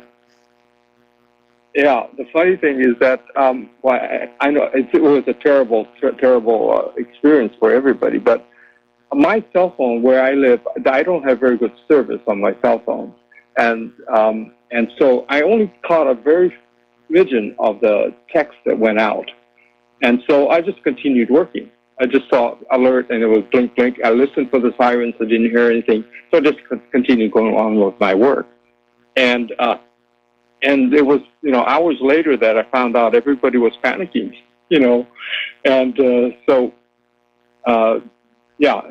but it was a big wake-up call to a lot of the people here. Yeah, it underscores the fact that we're all collateral damage if the U.S. really does go to war here in the Pacific, and we're seeing this buildup of tension. Not just against North Korea, but against all of China, because the U.S. wants to keep China basically isolated along the Pacific coast. They don't want China projecting power out into the Pacific, which is why they're making a big stink over those islands in the South China Sea. Right, right. And basically China is saying, well, look at you in Hawaii. You're talking about us 200 miles from our shores. Look at you 2,000 miles from your shores with Hawaii. We're a little out there. So, Actually, we're going to go ahead and start taking phone calls. We've got a caller, Bill in Texas, and it looks like he's got an interesting question. Bill, welcome to the show. And what do you have for Leon? Thanks for taking my call. My question is, how long would Hawaii remain independent of China? Would it be in minutes or seconds if the U.S. wasn't there? well, that's interesting because I look around the world and there are many, many countries that are independent and are doing quite well on their own. So the idea of the Cold War mentality of another country coming in and taking over is actually something of the past, because we don't see that anymore. In fact, it's been a total reversal since the establishment of the United Nations with the decolonization process, where these countries and hegemonies were broken up. So, we don't worry about China. The Chinese plan to take over Taiwan was leaked in 2013. They're playing a full blitz. Now, yeah, but that's Hawaii a different situation. Extremely valuable. That's a different situation because China views Taiwan as part of their nation while Taiwan wants to be independent. China has no claim over Hawaii. They don't claim that Hawaii is part of the Chinese empire, if you will. So the two are really not conflatable. Anyway, Bill, thank you very much for the phone call. We're going to let you go here. And yeah, a lot of people are going to say, what will happen to Hawaii if the U.S. government just packs up one day and goes away? What would happen to Hawaii? Obviously, there would be a lot of countries interested in making use of portions of our island. But it's going to be a lot easier to just do it economically than to try and come on in and take it over. If Hawaii is not presenting a threat to anybody, let's not make war. Let's do business. Yeah, exactly. And the age of conquest, in order to take resources or to do business, is pretty much over. And the entire world is very sensitized about that. Like I said, most of the countries that exist today existed as colonies in the past and are now free independent countries. They're very, very sensitive to the fact of one country taking over another one in a colonial way. So the whole mood of international mood is that you can't do that anymore. And that's changed. The laws have changed, et cetera. Yeah. Okay, we have to take a break for commercials, and it's 3 minutes long, and we'll be right back. And aloha, America. Welcome back to our show here, and we're talking with Leon Siu, who's the Minister for Foreign Affairs for the Kingdom of Hawaii. We're talking about the fact that Hawaii's acquisition by the United States is riddled with all kinds of problems. And from a perfectly legal point of view, the Kingdom of Hawaii never really went away. And Bill Clinton in 1993 signed a public law apologizing for the annexation and acknowledging the Hawaiian people never surrendered their sovereignty. So he's out there saying, I'm really sorry. Right. I'm sorry we took your country. I feel really bad. We're not giving it back, but I feel really bad. So that's what's going on. Now, Leon, I want to take a comment you made where you said that colonialism as a model is dead, and I beg to disagree. Well, I take that back, because I know that colonialism is rampant, and just the whole global system is a colonial system. What I'm saying is that overrunning countries in the way that they used to by conquest, that part is not as that is true. That is looked upon very kindly anymore. Yeah, but colonialism is rampant, of course, through economics and through the global system. I mean, it's worse than ever. And well, it's also regime change. A good example of that would be Iran back in 1953, where the U.S. didn't invade Iran. They simply went in and overthrew the government of Mohammad Mossadegh and installed the Shah, who lasted until 1979, when the Iranian people... 79. Yeah. Right. So that kind of covert colonialism is still very much at large, and again, it's all about resources. Correct. But here in Hawaii, One of go ahead. yeah. Go ahead. I mean, one of the things that will mitigate that for us is knowledge. If people know about what happened here, people know about our struggle to regain our status as an independent state, and if people know that, and people do love us here in Hawaii, so we have already the sympathy of the world toward us. Yes. And if they know about this, nobody's going to really come and take over after the United States leaves. I agree. Especially if we are successful in creating a vibrant young country, or continuing our country in a vibrant way, and in an independent way, not the lapdog or puppet of anybody else. And I think that we will be able to survive quite well. I agree with you on that, and for a very simple reason.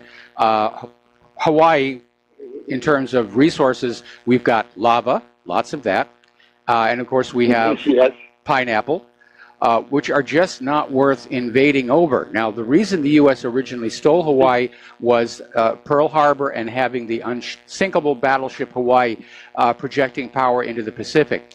But in the age of hypersonic transatmospheric missiles, the necessity for a fixed naval base, it just really isn't there anymore. And in any event, the U.S.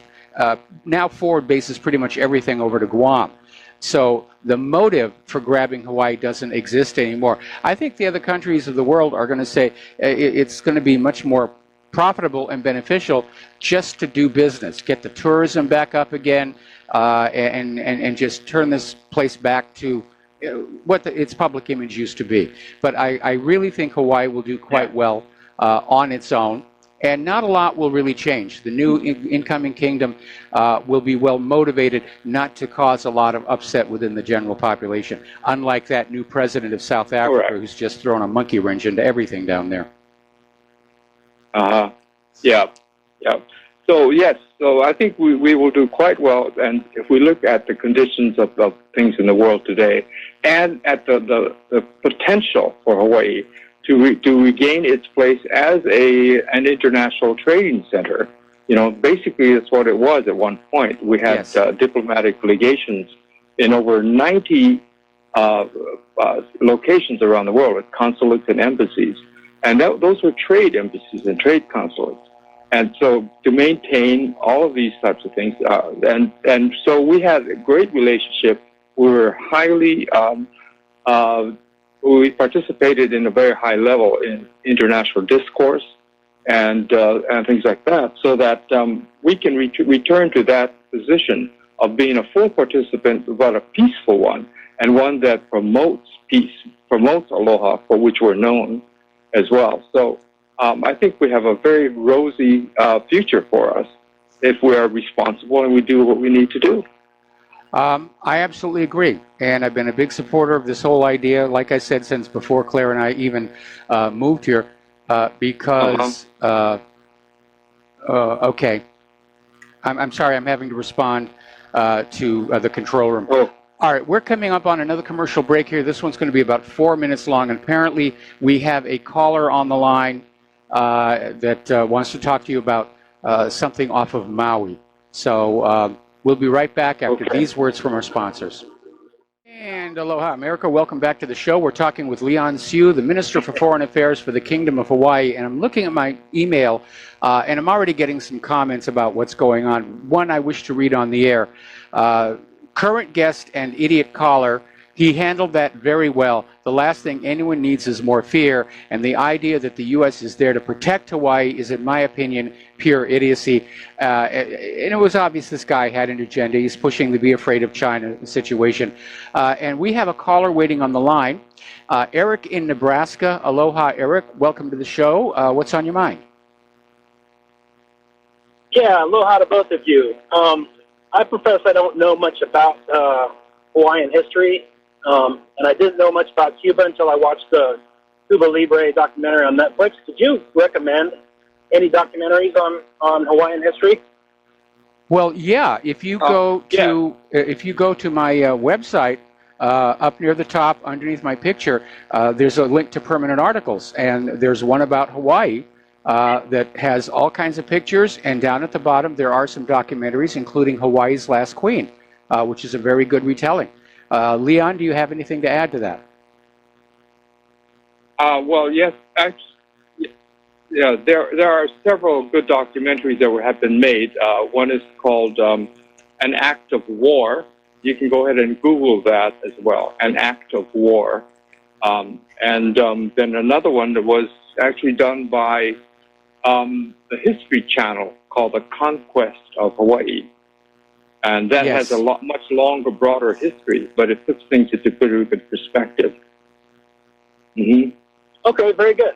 And then the comment I wanted to make about was about the Carthaginian. Do you know how that came to rest off of Maui?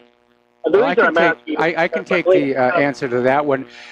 It used to be moored at Lahaina, and it was kind of like this decoration, and it reached a point of decay where they decided that it might be better to use that dock space for something else. So they basically towed it on out and scuttled it to turn it into an artificial reef, and now the dive touring boats basically go out to it. Okay. Yeah, I guess the reason because that was laid down in Germany between the world wars, and that ship was limited to only 100 horsepower because of the Versailles Treaty. Thanks a lot for the comments. I really like your guest today, and aloha to both of you. All right, thanks an awful lot. Aloha. Okay, so getting on back to the situation here in Hawaii.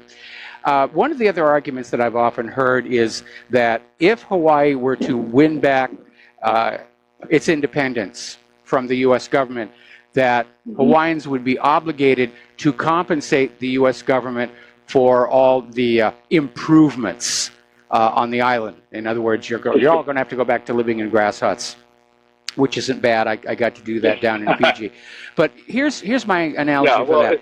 If somebody steals your car, and while it is in their possession, they put a brand new stereo in it, and chrome rims, and really nice tires, and a bunch of other stuff, and then the police catch them, are you obligated to pay that car thief for those improvements? No, you're not, because he didn't put them in there for your benefit. No, you're not.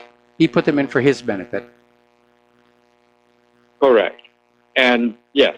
And then in Hawaii, of course, this is, besides it's been an illegal occupation for all of these years. Well, actually, it's actually been a criminal enterprise, not even rising to the point of an occupation. But let's say it's an illegal occupation.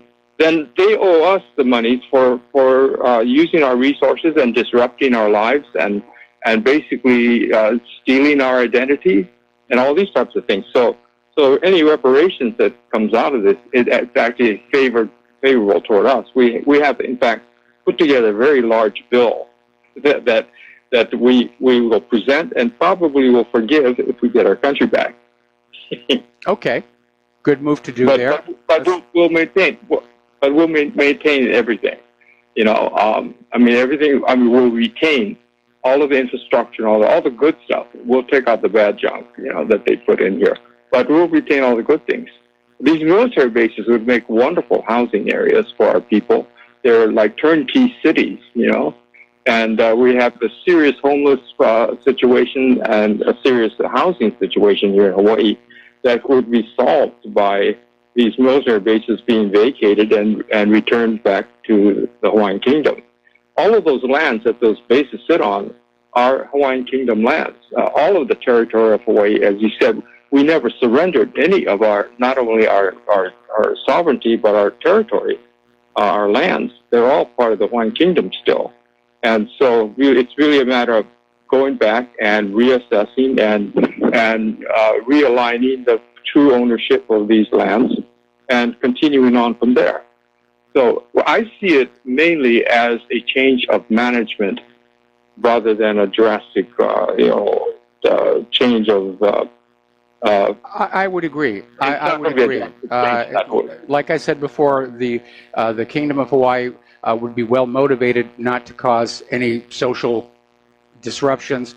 And so basically the only thing that would change would be the faces on the currency and the flag on the mast. And other than that, life would go on.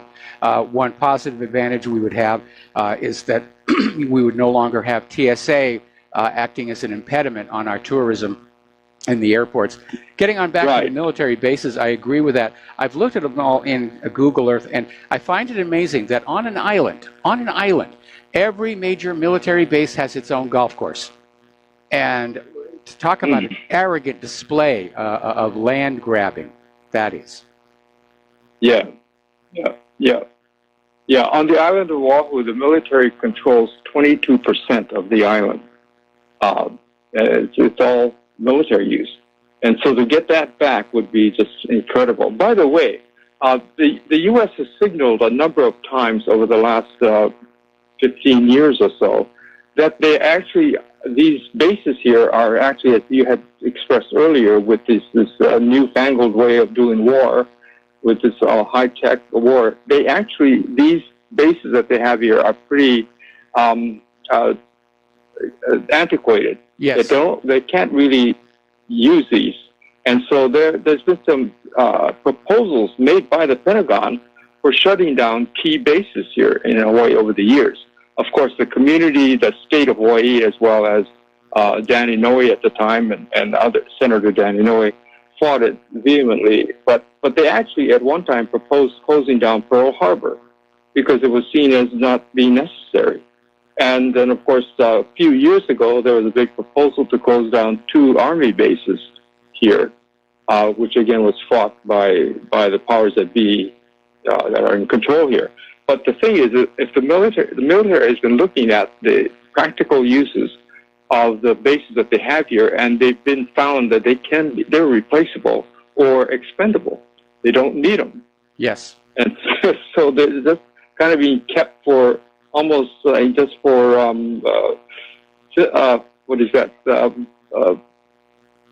For image. Yeah, image and tradition, and also the money, because Pearl Harbor and the military bases mean there's a lot of U.S. money coming in through those bases, which then goes out into the local economy, and I'm sure that's why our state government is certainly going to fight tooth and nail against losing any more of those facilities. I remember a few years back when they were trying very hard to get an aircraft carrier permanently stationed here, because that would have meant, much increase in money.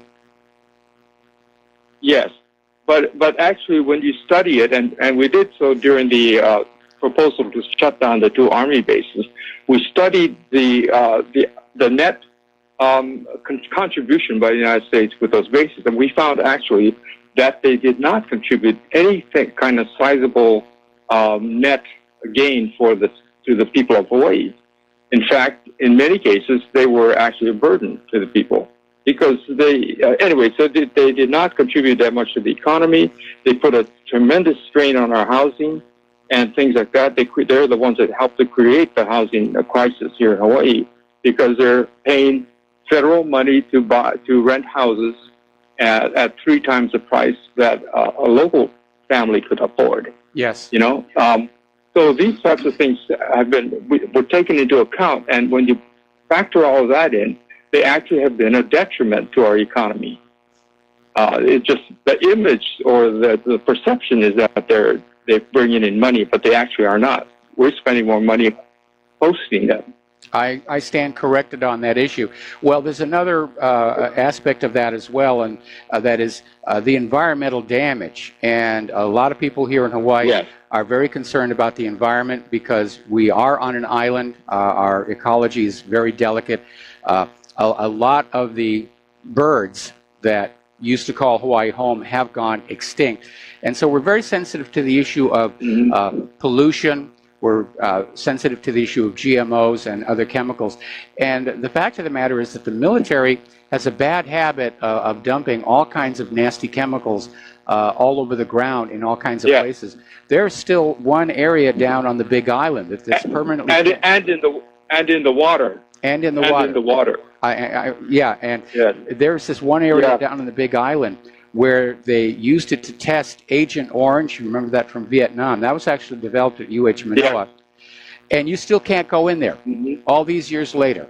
And you're right about dumping stuff in the water. There's a lot of unexploded munitions down there. And if you look at the Mariners charts, the professional ones, not the tourist maps, you'll see these little areas marked out saying no drag netting here, because they don't want you catching your net on something that might go bang.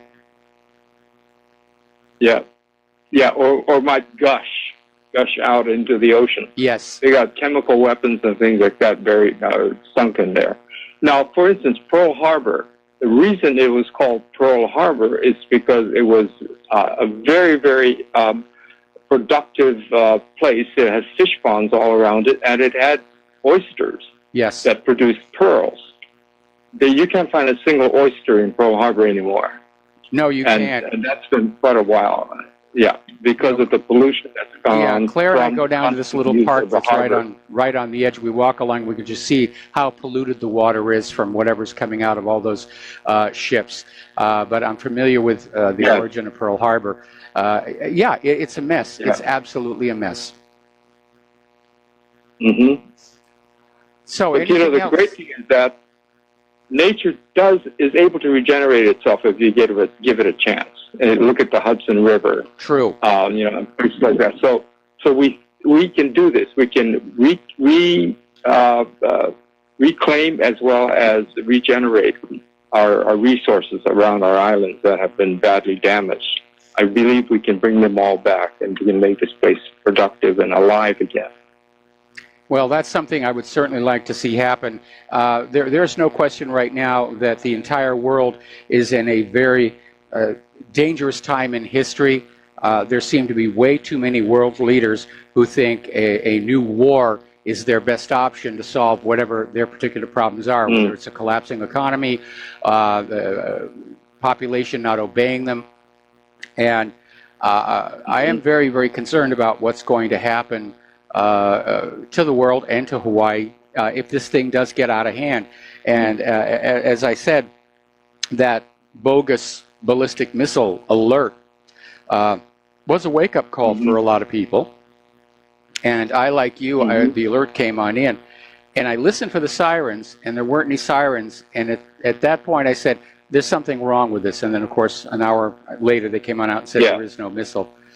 So we still don't really know how that came about or why there was a similar incident in Japan just 2 days later. So something was going on, and we'll find out about that. Is there anything else you want to share with our listeners here? We're coming up to the top of the hour. Well, just that we've had some breakthroughs in the last few days. And there was a filing that was made by one of our people, which basically is a filing to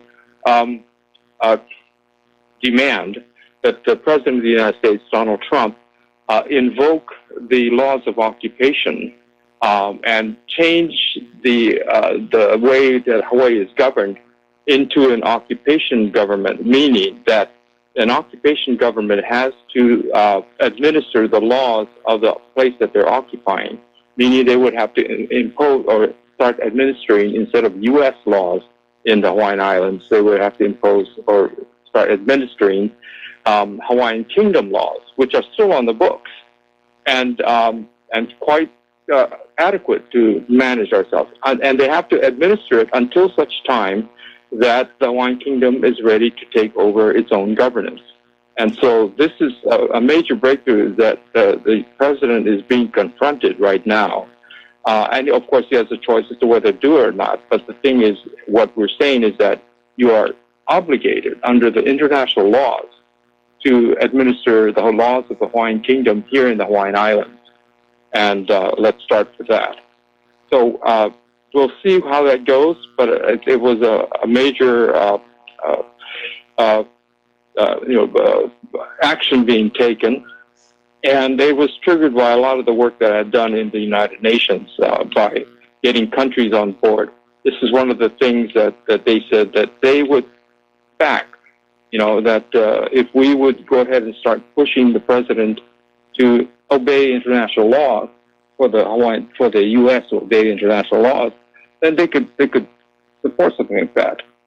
Well, you may run into a little bit of a problem with the Fourth Geneva Convention, which says that an occupying power may not transfer their citizens to the occupied territories. That might interfere with tourism. But I think citing the example of how Israel manages its occupied territories with complete disregard for the local law, it sounds good. I'd like to see it happen. Yeah.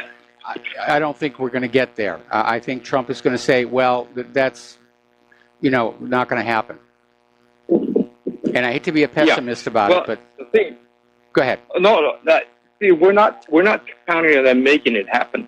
We're counting on this being brought in front of the world community and say, see, this is what needs to happen, and then we can work on it happening in the future.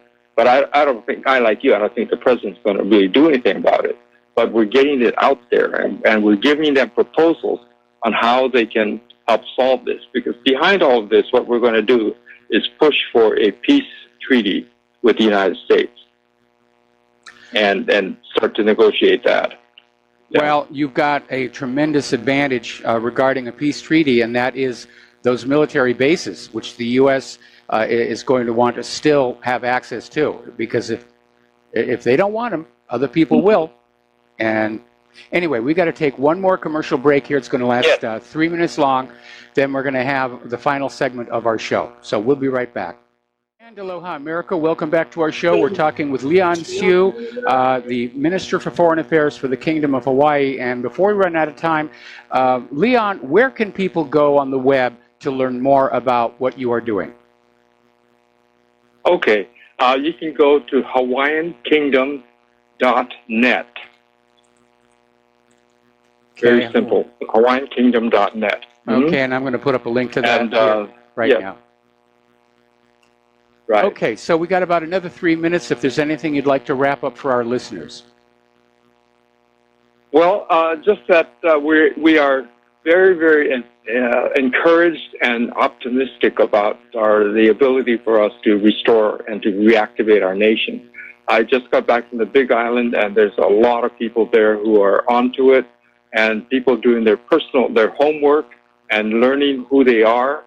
And so our biggest task right now, I'm in foreign affairs, so I'm talking to other countries, but locally our biggest task is for our own people to be able to reclaim their identity and in a safe way. Most people would like to, but it's not quite safe right yet because you can get arrested for minor infractions like driver's licenses and things like that. And many of our people do, and they end up in jail because they're insisting that they're driving lawfully in their own country and not in the United States. So this is quite kind of an interesting challenge that's been going on. But the thing is, more people are becoming aware of the situation locally and are starting to motivate themselves and their communities to stand together and to become the country again, to really just reactivate the country with their bodies and with their thoughts and with their goodwill. Well, Leon, thank you very much here, and I put up a link to the Hawaii Kingdom .net from my website so people can get to it and find it real quick. Yeah, HawaiianKingdom.net. Yes, HawaiianKingdom.net. That's the one that I linked to. And of course, there's my article on Hawaii's loss of sovereignty. It's up in the top gray menu bar, right next to Pearl Harbor. And so, Leon, I want to thank you very much for spending the entire hour with us. And as I said, this is an issue that I've been watching closely and supportive of for a very, very long time. And all I can say is I wish you a lot of luck. I know you're fighting an uphill battle because you're trying to be a very honest, ethical man in a world where it seems like the higher you go, the crookeder the politicians get. And it just seems to make it's got to be very frustrating. And for you to have stuck with it for 18 years shows a huge, huge amount of courage.